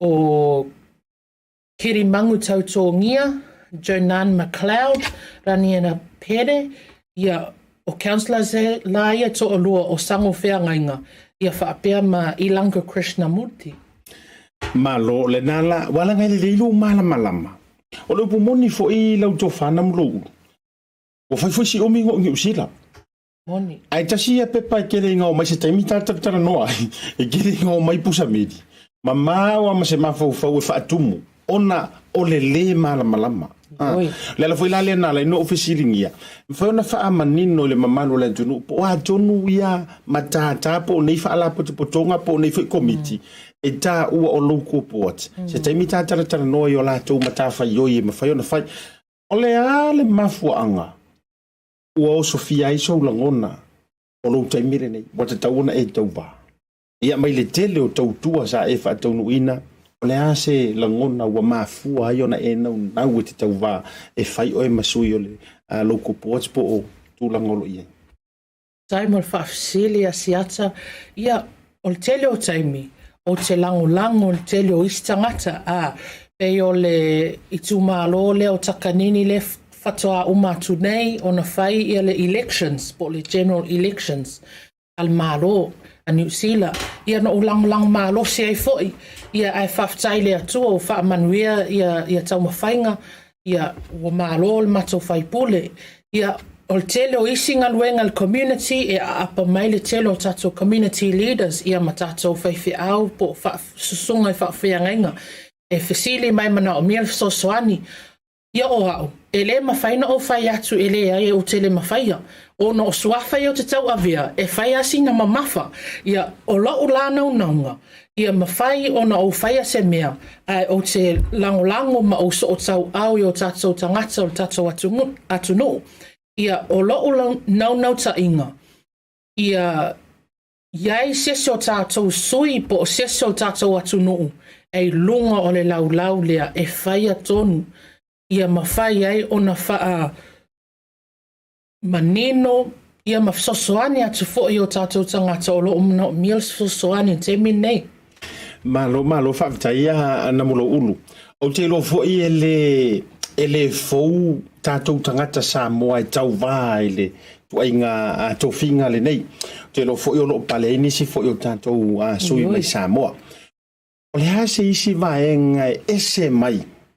E vaenga o lo e vai mai tauina o ilele e tusa ai o ani approach o ani plans na e vai nisi o lea e te mana o e te maliwatu fo i pe te fio atu ia ona e tiro le pe te sila iai na ia faale leia ese mai inisi fo isa iai momua ia o tusa o taimin nei e le o avese fa mo o tato au ngā tupulanga o mea nā lo te nau ia se o tātou e whai se whono ma managers po facility managers o leisure centers o le tele o leisure centers e fou ma ngai ai o resources me whapena a tuu atu i lesi tu e vavetapuni e le eise fale po se hub e o ai o tātou tupulanga e whania lato mea onga po o lato polkalame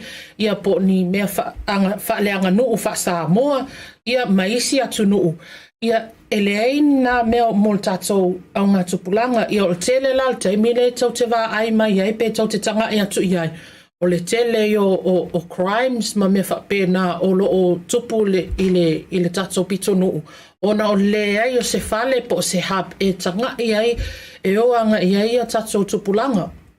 Malo whaavitai na muna uru le wa e sau noa i le vaenga lea le jau watu ai sisi au whaafisiri soufina ngalo e meso au tāpenanga. O le tūlanga lea i whaalave lave tutupu ia tātou i self o kilani. Le wa e sau noa ina. Ia e mese foi. Awae e pei o lau tiro ma lau observation. Correct me if I'm wrong. O le mafua anga i lau tiro mai foi le telo isi a decision makers ma loko boards mai nisi foi mai se ma topito nu ulan tobia. E pei u te vai e tunga e tau tele lava le au fai kongu kama pai. O lea lae o atu o mai matu inga maskairi foi e au mai se leni ape mai ia lea community o tau lea fai de mele. And it seems like le work le tele o lato plan ma lato fufuanga o lo au mai. Ona ole majority po ole lau lunga tele o ilanto o a fia i whawhita uli me whalave lave tutupu mai. E mese o tātou o kilani sauti. O maori ma Pasifika. O le asa ue fautuanga ma whalo e tele ma o sau sila i le tūlanga. O le tāua fo ile o lau fia ofi te tonu o le au fai upu ma le au fai tonu ia. Ina ia whailoa ia ilantou mea e te tauana mo mia mo tātou lava tangata Pasifika. Whaftai mo le whafsili. Ia o le anganga le maasani na whai e Samoa. E fufo le ala mea. Ia. E tatauna iai sese o tātou e lunga lau lea e whai atonu. E le mawhaina malama tele pālangi se itulou. E o tele o whailonga lanu pe po se me whapena wa iai fo ila uitu se amani. Ai o te manao ia sese o tātou i lunga o le local board wa e malama lava tātou ia tātou issues ma tātou whaalave e fofofo e tātou whaafita uli ia o atu I whafo ia o solonga lei uma mea uma ia e te taulana ia sese o tātou ona e tolus fulu maleono pasene o tangata Pasifika o loo lala mpapa au Manurewa. Talu maile luafe masfulu valu a tonu alu ana ilunga numera na pe ato e whailesi census po le statistics. Ia o loo naunau ta inga. O te ofo, a tolu sfulu ono pasene e pito e mawalunga numera na ilo palalangi a o palalangi umai e tono loko pod le whaia umatonu. ia ua ia e se lo whaanoa noa. Ai se a ona ele o voto tātou tangata. O lo nau ta inga wā laina o saulunga o le ala le tio nei afi. E whaamalmalama atu le process ia vote o tātou tangata. Ia o tau log on i le computer a le mawhai i se tangata talavou po o sauwalo whanau onga log on le computer o le www.votenz e mana o mia lo ID ale ai ia whafsota e mai lo Facebook o Namulaulu Leulualii and Singh lo Facebook e mawhaina e private message mai o te sendina atu ia o lela alafu atu le emaili ia le form e whaatumuina i lo walo la iti pe a le mawhai ona e whaatumuina a le ole nā. E o atu ia le matou team lo campaign manager e lafu atu i lo tua atusi ia se form e te whaatumuina ina ia e enroll mua wa a lele si tala ina mua lo suafa ma lo tua atusi e le mawhai ona e vote. Ta wala vaenga le mo me sei la tau de area foi le Manurewa matakanini e ta ua e pei foi ona vitala ya tule to fana mulo ulu po le fionga le ro eli e ta e le ma foi nga fa le wa ia so fa no nga ma se me o ye se to fa ma le pe a ele paroka o ne pe ta to foi le lo tangata na o le barvala au ko ai fa fu pora o maka vele o mon tikere o mai kon o le lo ke le yo barvala au mai tua ia tele foi le o le manatu foi le tau le pua malafo fa pe ele ia se me pa yo fai arfisidi o ele skala o ele stale tauna tu ulo tau au e te pa lontai o le foi na to tua ia le to fana mulo ulu ia me se fo tu la ngai ile tuile nei wa lo sa vale le konu ko sanga o fa ka pepe ka ko le fa ma ile ne covid o le umi fo le na o vai ma manga lu so fa tasi fo i male to fana mulo ulu pe fanga do eli o ki le isi tuinga e tau vala au wai ile tatu communities te tele mai tuinga te tele o tuinga o le ala vale le saisi o le kuinga ma sanga fa i tu titi le misi se asu te vai lava ia ile fionga do eli po to fa na mulo ulu o le asa usa vali mo Manurewa mtakanini le vaenga le takanini Manurewa ia le ase vaenga o le emfaiona e fa ilo iai ia pe ata udu e manuia lo fa moe ia o ani si vaenga e mafaiona nai swinga e mafaiona fai mo latou ia ma tulanga i lau tautua pe a tau i manulo fa moe tai mo fafsili lo fionga asiata ia e telea ia mea o te moe miti iai ia ai pau mea e palota mua ona whaatau uina lola ia leo miti na ia o mea leo te nau ana iai pe ona o whai atu mua i tato polkalami o tato aunga tupulanga e tā ua tele la tau ona o la tau o tato lumanai a mawhai ona a mata whaalelei o tato whanau se tulou ia maave iai ia se hub a leo le nā o te talanoa ma managers wasa o whainga luenga mua le Auckland Council e le lei ia matou relationship ia ma managers nga e mawhaina whai se fono e talanoa ia mawhaina umi ia teimi o lo tatala ele leisure center e le awane i o mai ainga le ngalo o le ngata i le awhaleono ia na tapuni la ia ai maana ia pe a whai ai o atu le sifulu tasi po se mea whapena ia o meana e leilo ulisi mua o lesi mea lona lua. O te fia talo noi o tatou tangata, ai mese o tatou tangata matatua foi, po o a mea o loo wa o la atou o tatou matua a o le atu nuu. O loo maala malama lei i mea i tutupu mai i le tatou neighborhood, ia po o le tatou pito nuu o Manurewa. O te fia talo noi a la atou, po o anisi mea o loo fia mana o e whaale lei, ia whapenala i ona whai ia ai o mea mua na a le leila al whainga mea na e o komeki al sau i lalo le crime rate ia po le 0 po le ai fo i o se crime i te tono o le pitono o Manurewa e fia whai a fo i se fono ma o tato ali i leo o te malama lei tato leo le tato atunu o lo o tinga ina o lo o tau mawhai pia e ngalue maalosi o mo tato tangata e iai uma i ngaluenga tato uma lava ele na o au ele na o asiata o tau o tato susunga i whawhiangainga o pātele ia matangata uma tato atunu ia so o tau au ona mai leo se avenga. Malo whaatai tele o le fo whaafonga maua Samoa me se fo i o i la tau uma lava i le pitonu u o Manurewa. Ia, ma se vaenga o takanini lea e fio ai pe no pia i fo i le tau wha i a Namulaulu. Ia, me se fo i o le wha moe. O a whele whatau nui nei wha moe lea? Palota lea o le. O le palota a mata mai le sfulu ono se tema se ia o le aso valo o ke topa, tusa o le aso valo o ke topa le aso moli na palota ai uma o tatou tangata ai mana o mea na tatou sauni ona nei te iwa wa se me alu ai le meli le lafu ia le palota wa o le ele o se voting booth wa o le general election e fai e vota palota fai pule mamingiska ia e tau te o i le voting booth po le falsa e vote ia po le fale a onga a o le vote lea o le palota lea e sau ale tusi mai lo meli ia whaatumula ia toi lafula ia le fale meli e mana o mia la na lava le taimi e whai ai lau pālota wa a tu ule aso muli ia e o atu longo inga ele i o le fale e whai ka wai pāloka ia longo inga u mai nga wai pāloka i Amerika o se bea whapena e o ngā fo i toi update ma address o isi to tele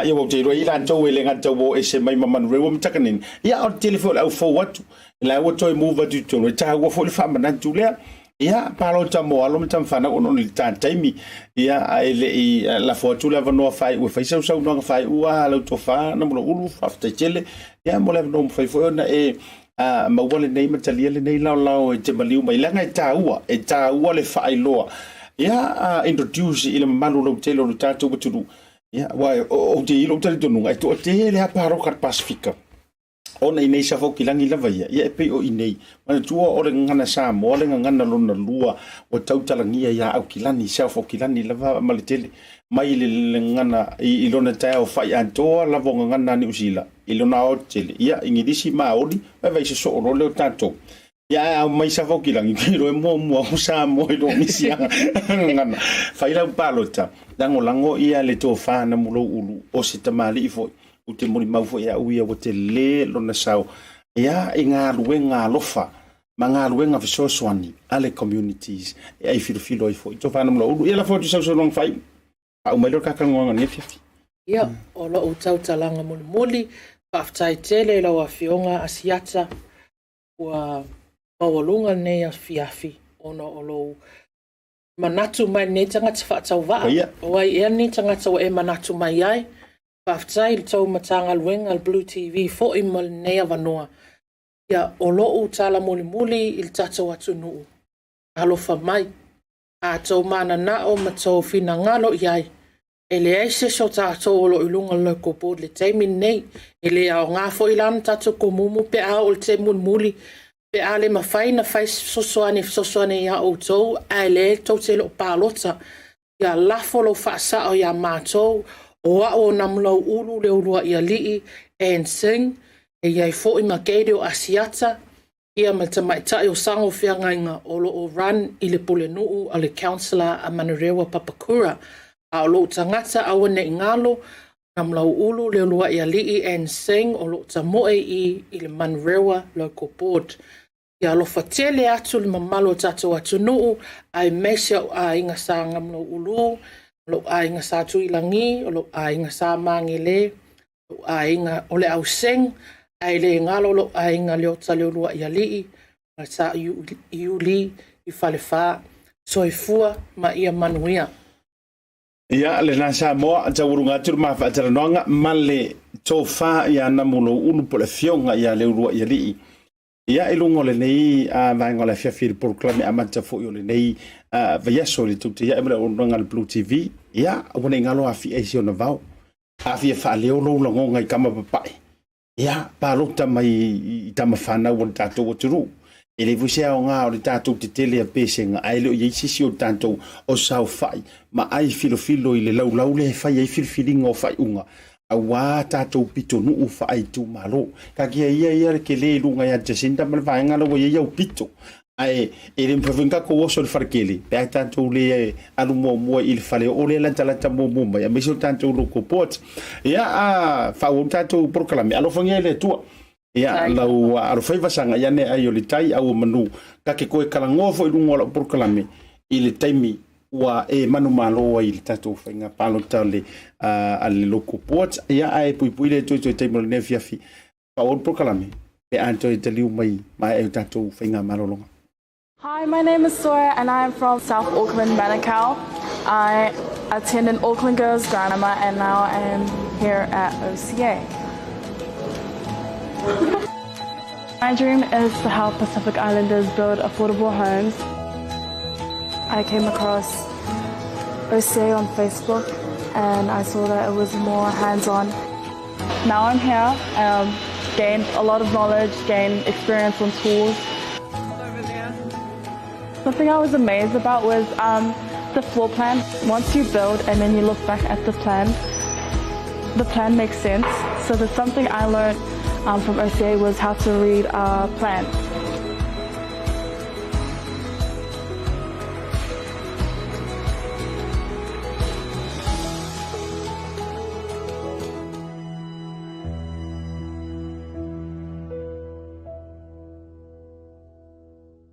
Taurunga toi bar program le tatu tuta ia ele di fo ia soka fua wa te do fo na wa e sa o rumo le taurumanga o le fono le parliament le forusu ia le ala fo ile ua tau fai ai fo o to atu na ni vaengo proclame ia ina ia fa wa pele unanga ia ai mo fo isia o te lenga le so tai au tatu sa i le basele ia pe mo statu fa tanonga me se fionga se minister a mau fo ini fa tanonga ma fionga i minister ia e mafai ona vave au mai e fai faatalonoga i lea uli taimi foʻi o le malolo ia ae leʻi toe faauauina ai peila o le faatalonoga ma le fioga i le minista o leoleo le vaiaso le tene ia o le tele lava foʻi o le ʻaufaitio faapea lale ua fai faakalagoaga a lae failefogo he na uma leana po e le mafaatalonoga ia ona toe fio i lea o le fioga le minista o leoleo ae matamata i le amataga o le ono fai u le astonaʻi o i le aso tofi ia o le na lava sa aua ia i le fioga le minista ale tele fo le au fitio ma fa pe mai wo mai lunga io tore me ale atato ai io le tau lunga toi mal proclam au ne ngalo e mai ale tanto wa proclame Tautai ia e fo le fa tanonga fa pitoa sa fa tanu ina le sui le tanto BluTV toi ta ia Hannah Smith ia ma se tasi fo io sui fa olioli mo le luina lava fo o le no fo le o le fai ma meia avea ma o le lu ole i tu malo au kilani anto leo no fo ia le fionga le mai va fio kof ia e fatalonga a Hannah Smith ia ma le sunga Great Lord tasi fo sui tu to tasi ia se o ko fa fonga fo po anga ia palo au wale ta pena tu le lui no le fo e faima ole no o au kilani no na tele tatu freira so tai fa manga so manga o le tau mali e se te fa Asiata Pio Vaoliko ma BluTV so i fo mai Manurewa. O le tautua ma le au nanga o le Maota Samoa Service Station nei tuanai matu. Mātou te utu ina lau sa ma le tele o nisi matu au nanga ese.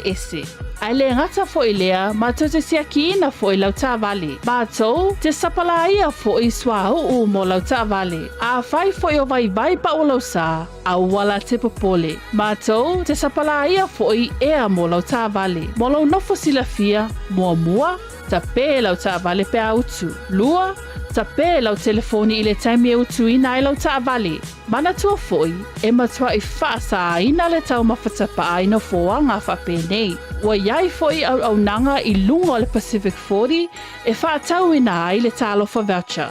Maota Samoa, o le Maota mo Samoa uma. Mātou te fia e au na pia mo o e Samoa, whawhetai le fio mai, we'll see you again and God bless. Malo lava le soifua ma le rangi e mama ta lofa lava. My name is Hannah Schmidt and I am your host for our latest BluTV series, Get to Know Your Mayoral Candidates. Now, if you live in Auckland, you may have been informed that there will be an election to vote in a new Auckland mayor this year on the 8th of October. So what does this mean? This means that if you live and are based in Auckland, you have the opportunity to vote for a mayor who you feel best represents you. Last week, I had the opportunity to interview running mayor candidate Leaupepe, so feel free to check that episode out on our BluTV Facebook page and YouTube. Today, we have the wonderful mayoral candidate Craig Lord, who is a grassroots working class blue-collar engineer. How are you today, Craig? I'm doing okay. I'm doing fine. Thanks for the invite. No, thank you for taking the time to come out to our studio and, for us to get to know you better, and also to our Pacific audience as well. Most welcome. So let's get started. All right. What would you like to know? Could you please introduce yourself to us and also to our audience, a bit about your background and anything you want us to know about you? Well, gee, that could take 4 hours, so I hope people have got plenty of time to sit back, grab a coffee. Well, I'm an Aucklander, but I'm not originally from Auckland. I'm actually a small little Waikato town rural boy. I moved to Auckland when I was 15. I applied for an ad before the internet existed, an ad in the Herald, for a job in an engineering workshop. And they said, all right, come and visit us. So I hopped on my motorbike at 15 years old and rode into Auckland, found a paper map at the petrol station and found where the job was, had the interview, got the job. So I've been here ever since. It's been a heck of a time, and I spent 16 years engineering, but it wasn't just like what would you call fitter turner type stuff, welding, cutting, grinding. I ended up being an advanced trade automation engineer. Nice. So my job was to be called in to fault find factory equipment.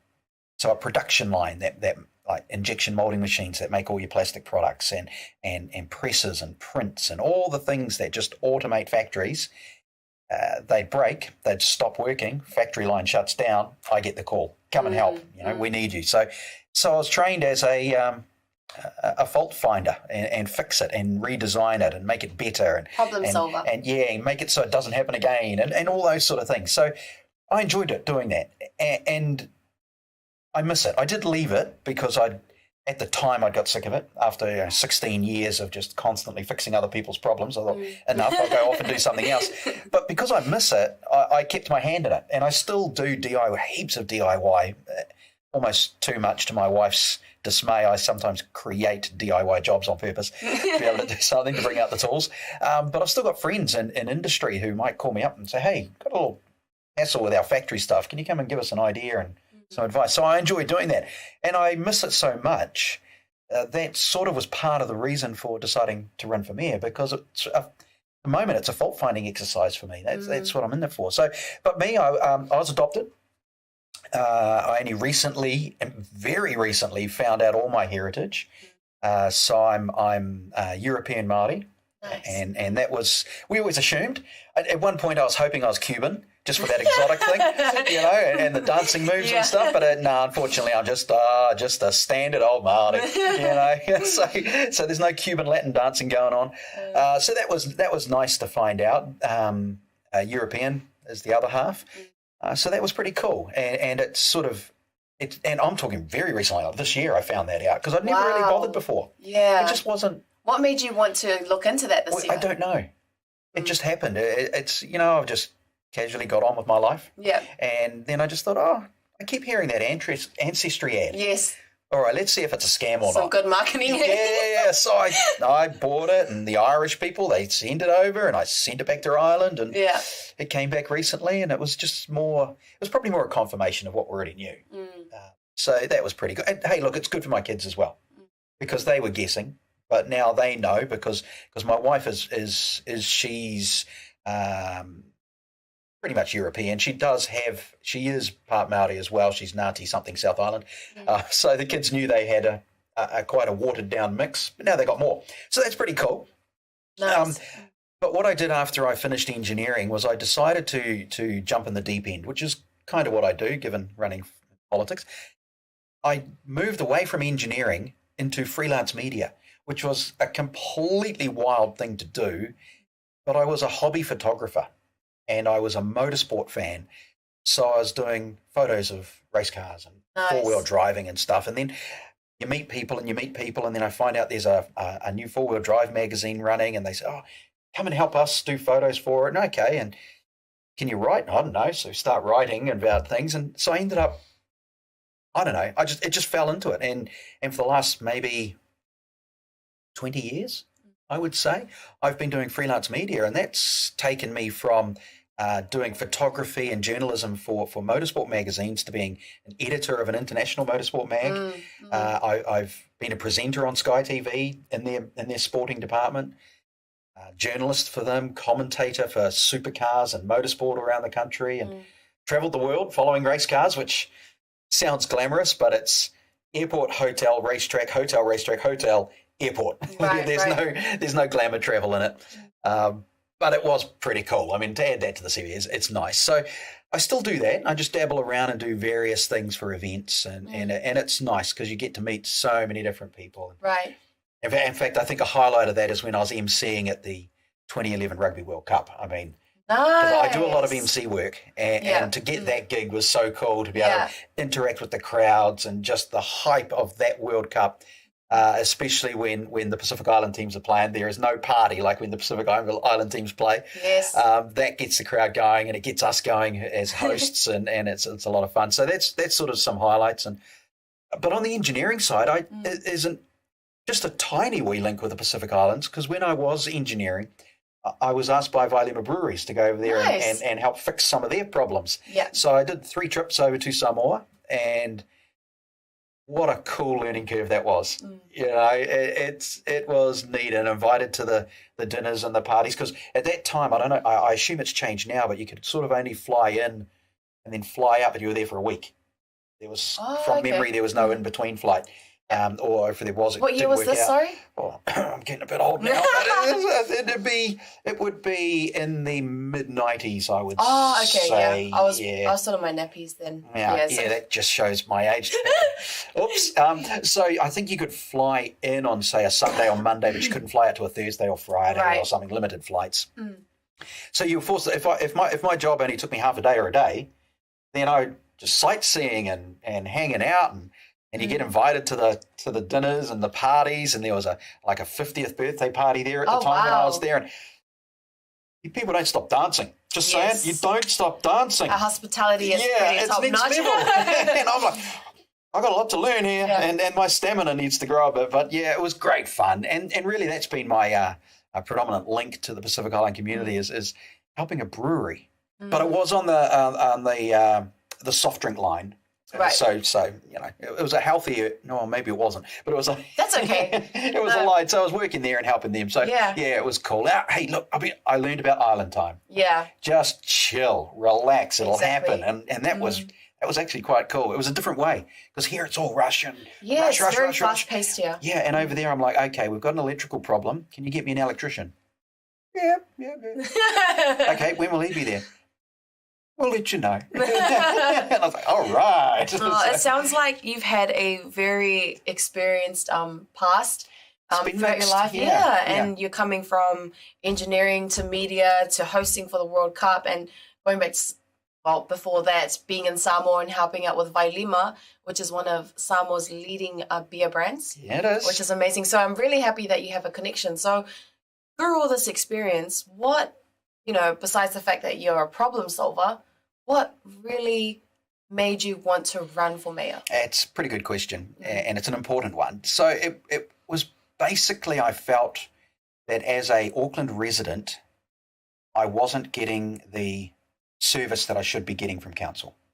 It was brought about by a couple of mates, barbecue, conversations, probably talked about sport and all sorts of things, and got onto politics. We probably spoke about rates, and we probably then moaned and grizzled to each other and whined about it, and then realised, this isn't right, why aren't they doing this, why aren't they doing that? And then one of the boys just said, well, go on then, you do it. You can do better, go on, you do it. Okay. Your mate sounds like me. Yeah. All right then, I will. So in 2018, I put my hand up, and it was tumbleweeds, because the media are like, who? Yeah. Whatever. Yeah. And then by the sort of mid-2019, there was a tiny little bit of momentum. Not a lot, because I was still an absolute unknown. and I was running against two very well-known former politicians. So it was always going to be an uphill battle. John Tamahere, Phil Goff. Phil Goff, yeah. You know, and so I'm an absolute unknown, like complete unknown, running against these two. The good thing though was I had my message at the time was all about core services, and the council focusing on its role of doing its job so that the people of Auckland could go about their lives properly. It was really simple. No glamour, no drama in it, no big glory vanity projects. It was so simple. But that message must have been right, because I ended up getting third as an unknown. Okay, big gap between myself and the front two, but still third. Yeah, and how many candidates were running? 21. Wow. It's crazy. Congrats. But you get a lot of actors who do it just for attention, not for the real reason. So that was my marking point. Any names on those activists? You'll find them on the internet. So that was my marking point. That was like, okay, if I can get some form of success in 2019, it means my messaging is right, that there's people out there that agree with me. I'll run in 2022. So getting third was like, yeah, we're going to do this. So I'd planned it as a 4-year job application, but with a caveat after year one. So that's why we're still doing it. And the message did stick. And now the message is getting out. People are actually listening. The media are paying attention. They're going, yeah, we get what you're saying. We understand there is no glamour in what you're saying. It's not a pretty campaign, but it's the basics, and it's what people are actually wanting to hear and want. So that was my reason, really. But that's who I am. I've always been an observer. I watch what other people do, and I take parts of it out that I like, and I don't do parts that I don't like. And what I find that does, that's how you fault find as well. You learn off other people, and they train you, and you pick up things, you pick up habits. And so I see what I don't like about what council does. And I'm the kind of person that puts up my hand and says, I reckon I can do that differently and hopefully better. And that's really what it's all about. And You're going to be fighting a lot of bureaucracy. Oh, heaps, absolutely. And I know that, I understand that. But if you can give them alternative ideas and maybe make them think of things differently, which is what engineers do. We do that. We're by like, if you say a nurse and a doctor, by nature they're empathetic people. They're caring people. That's what they do. Not saying we're not, but they are different, right? And teachers, they are the they want to teach. They share their knowledge. That's who they are. Engineers by nature, we're very common sense, practical. 1 + 1 is 2. It's not 3 it's 2. You know, and this fits here. It doesn't fit there. You know, the old kids' play thing where you put the ball shapes into. It only goes in one place. That's how we engineers are. What would you say about lawyers? I'm joking. I'm joking. Carry on. We've just gone off here. Sorry. What would you define a lawyer? Some of them are probably really nice. If I ever need one, I'm talking about you. So everyone seems to be suited for certain things. Right. Sometimes they get it wrong in their career, but generally you know what you are. And so by nature, I'm very common sense, which can be a little bit boring. But to me, that's where that goes. That doesn't work there. Why is that? So to me, I'm going to treat the council like a machine. And to me, the machine is full of old parts, missing parts that have been added on that shouldn't be there. It's got components running in there that are worn out. Some bits are really good, no doubt. Some bits are really awesome. But everything seems to be mismatched, and that bit's not talking to that bit, and that bit's not doing its job properly. So the people of Auckland then don't get a good service. Right. And to me, council should simply be its business is to provide a service for the community. And I think it's lost its way a little bit.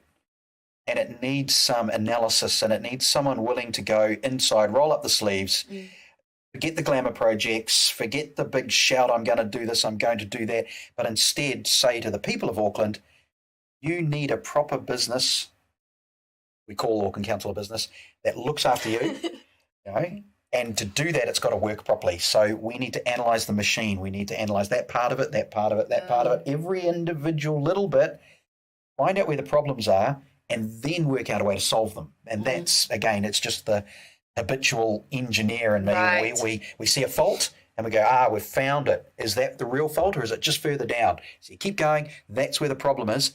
How do we fix it? Right. A mechanic could be the same, pull an engine apart. They look. There's the fault. But they don't just put it back together. They go, what caused it? Why did it do it? And let's make sure, hopefully, it doesn't happen again. And that's what I want to bring into council. Amazing. It's that kind of mentality, which is going to be, it's going to be a bit of a fight because there will be some stonewalling. There'll be people internally who'll go, don't tell me how to run my little part. And you'll need a good team as well. Yeah, you do. And so it's not going in, banging on the desk and saying, you're going to do this thing, saying, come on, show us how this works. Let's make it better for you, which makes it better for the people out there. I think it's pretty simplistic, but we just got to hope that people agree. And I totally agree with you there. A lot of people I know and, my connections and my friends do have issues, a lot of common issues that they have with Auckland Council. So your messaging is pretty clear here. You want to go in and you want to make Auckland Council better, so it makes it better for everyone else. Pretty much, yeah. To me, if Auckland Council works properly, the city should be working properly.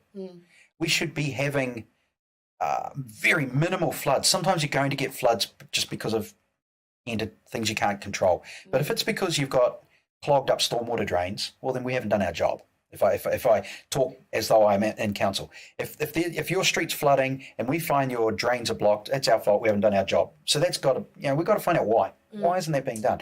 Why aren't the trees being trimmed?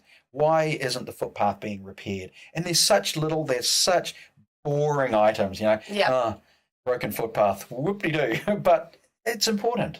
And you pay rates, you expect to get that back. And I've got lots of ideas to try and make that work, and it's important to me. So I feel if I focus my message and campaign on what I would want as a citizen, I can only hope that everyone else or enough people would want the same thing. That's great. That's the guesswork of it. Yeah, well done. That's awesome. So besides from, you, let's say you want Auckland Mayor, and besides from you going in and finding out the problems and fixing those problems, what's the first thing that you would change if you become elected mayor? Hard to know if it's the first thing. The first thing. Oh, you talk about pressure. Yeah. I don't know. There's so many. I don't know if I can put one over the other. I think maybe I could tell you some priorities. Yeah, that they might be one of the first ones. Okay, let's do top 2 priorities. Okay, where is the coffee machine? Be priority 1. Why is my office so high up? I don't need, put me on the ground floor with the people. That's where I should be. So let's move the office. I think Auckland transport is a major problem. Right. And that's causing a lot of issues in Auckland for everyone. I've seen it in my suburb, and if I've seen it in my suburb and I see it on social media groups, every sort of suburb has their own social media page, sometimes multiple ones, and you're trying to scroll through, everyone has the problem of Auckland transport doing things that don't seem sensible. So I think we need to sort out Auckland transport, because what they're doing is, it's a little bit sad, but they're purposely slowing us down. Right. They have admitted that they want to create congestion. Creating congestion gets you frustrated. Would that be the right thing to say? They're purposely slowing us down? They've admitted really? it. Yeah, NZTA have as well. That's what they want, because if you create congestion, you create frustration, you start to stop using your car, you change your mode of transport. Oh, wow. So it's a tactic. Now, I don't think that's right. I think it's a very cynical way to go about it. That's why they also, and people from every region in Auckland will see this, doesn't matter where they live.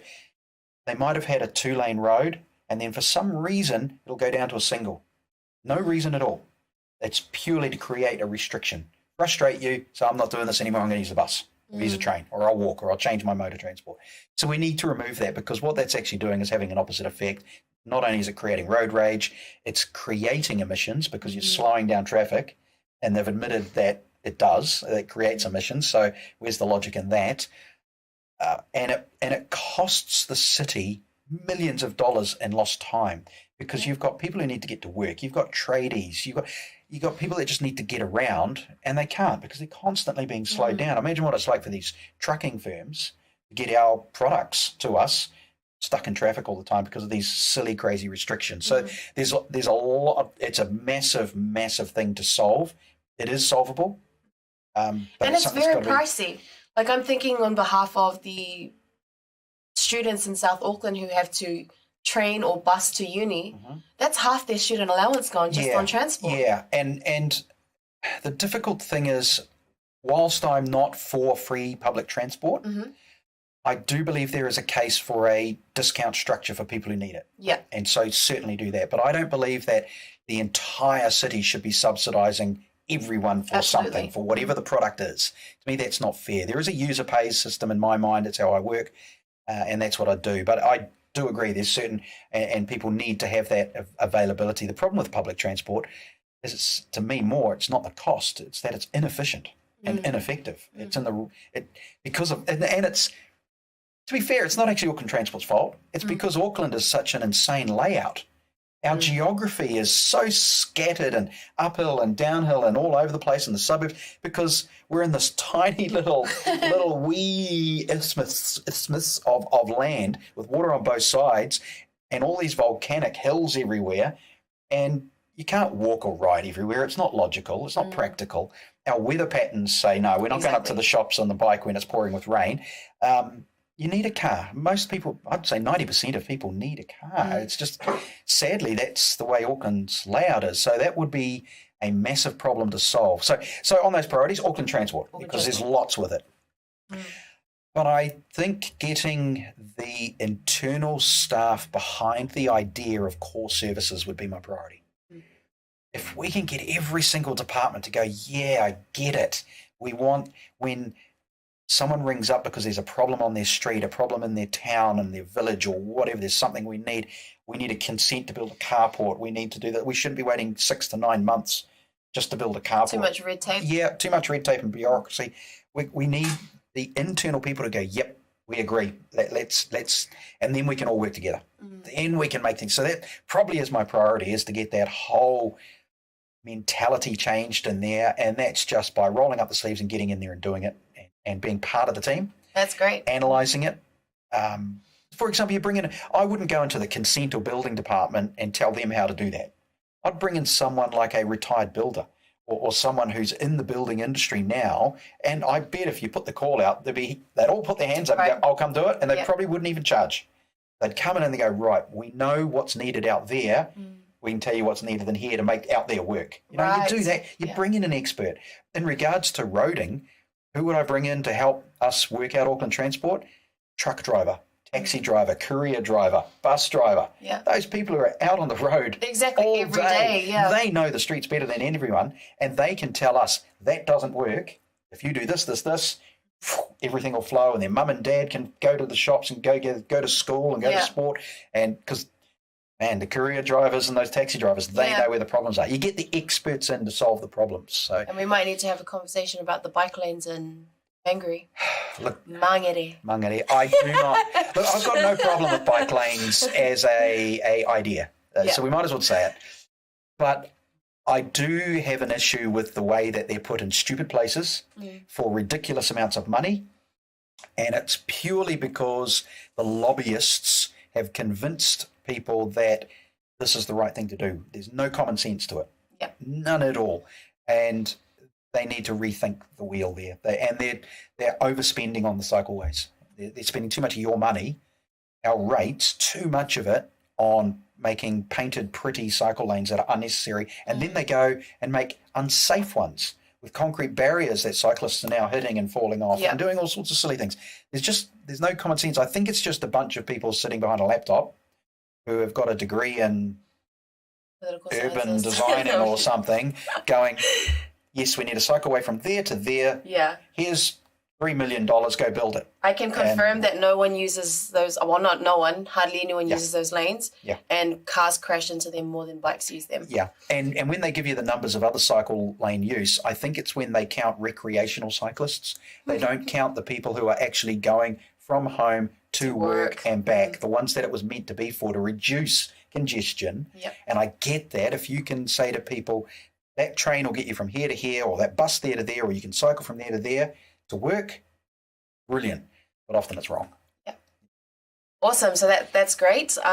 So you mentioned your relation to Samoa and how you went back. So I just want to ask, do you have any connection or work-related connections to Pacific communities in Auckland? Not anymore. No, not through. Or have you in the past? Or only when I was doing the engineering. And really my only connection then when I was engineering, aside from travelling to Samoa to work there, was in the factories. You know, because so many of the Pacific Island community are in the factories. They're the grassroots worker, and I'd be seeing them every day saying, all right, mate, what have you done to your machine? What have you broken? You know, and talk about brilliant. I mean, at times I want to send the floor workers upstairs to the offices to show them how their factory works, because I'm pretty sure the people upstairs don't know. But you go downstairs and talk to the workers and they'll go, yeah, that goes there. With your mate, right? And in fact, together a lot would solve the problem of the machine. Because without the operator telling me, what's your product? What does it mean to look like? How's the process work? And they tell me everything about it. Right. The guys upstairs couldn't. It was brilliant. So really that's been mainly my connection, because when in the freelance media world where I've been covering basically sporting events and expo events and things like that, there wasn't really any opportunity for that direct link. That's okay. And just from your knowledge now, no pressure on you or anything. If you do become mayor, are there any ways that you're thinking of that you could serve the interests of Pacific communities? Or it's a good one, but I think the way I tend to work is I treat everyone the same. And I think there's around 200 odd different ethnicities in Auckland. Yes. We are an amazing city. And I wish I could speak every language. How cool would that be? I mean, that would be the ultimate, wouldn't it? That would be I'd love that as a superpower. Oh, I was just about to say, if you could rub the bottle and get the genie and say, what's your wish? I'd say to be able to speak every language in the world. How cool would that be? Yeah. Especially as a spy. Oh, I could be a spy. But anyway, I think if I serve Auckland Council properly, that serves everyone. And so that way, regardless of who you are inside Auckland City, you know that when you ring up to say the street's flooded, it's going to be fixed. Or those trees need trimming, it's going to be fixed, regardless of whether you're in Mount Roskill, Mount Eden, North Shore, Otara, wherever you are, that you'll get treated equally. And there is a point to be made here that it's not actually the ethnicity of the Aucklander, it's where you live that to me has been unfair. So the Central Business District, the CBD, has been such a focus for so long, and it still is, and by some other candidates it still is. Yep. And I'm dismayed about that. I don't get it. And that's probably because I live in the suburbs and I work in the suburbs. You know, I don't live or work in the CBD, so it's not been my focus. But when you look at the unfairness around what certain suburbs get compared to others and how they're treated and their spends and what the local board is allowed to do or not allowed to do, sort of start to think, yeah, there's an issue here. And by nature, you get certain groups that are in certain suburbs. So that's why you would say, okay, over in Otara and stuff, the Pacific Island community don't really get a fair deal. But it's actually not, to me, not the Pacific Island community. It's Otara doesn't get a good deal. So everybody in there. And Rodney up north, they don't get a good deal at all. I mean, they pay so much in rates and they get tiny little bit back, and they have to do their own water, their own sewage, they have to do it, but they still pay for the same facilities. So there's different issues in different suburbs and different regions that need to be solved, but I think that's the way to do it. Okay, awesome. And just a last question. Okay. Well, not really a question. I'm going to give you 1 minute to say why people should vote for you to our audience. Oh, because I'm awesome. But we'll get the camera on you and just basically give a brief description of why someone should vote for you. Okay, well, basically, I believe that Auckland Council should provide core services for you. If I can get the city working properly, then you can go about your life properly. And to me, that's really important. So I don't have to focus on the individual people, the individual groups. Focus on that city. Get the machine working right for you so it works properly for you. That's my core focus on everything, is bringing services to you. Let central government deal with central government problems. Council deals with the stuff at the grassroots at your doorstep. That's what I want to achieve for you. Amazing. Thank you so much, Craig, for Most coming welcome. on our show today. We hope you enjoy your gift. Feel free to wear this with any formal attire. That's from our management team from BluTV. But thank you so much, and we wish you all the best for your campaign.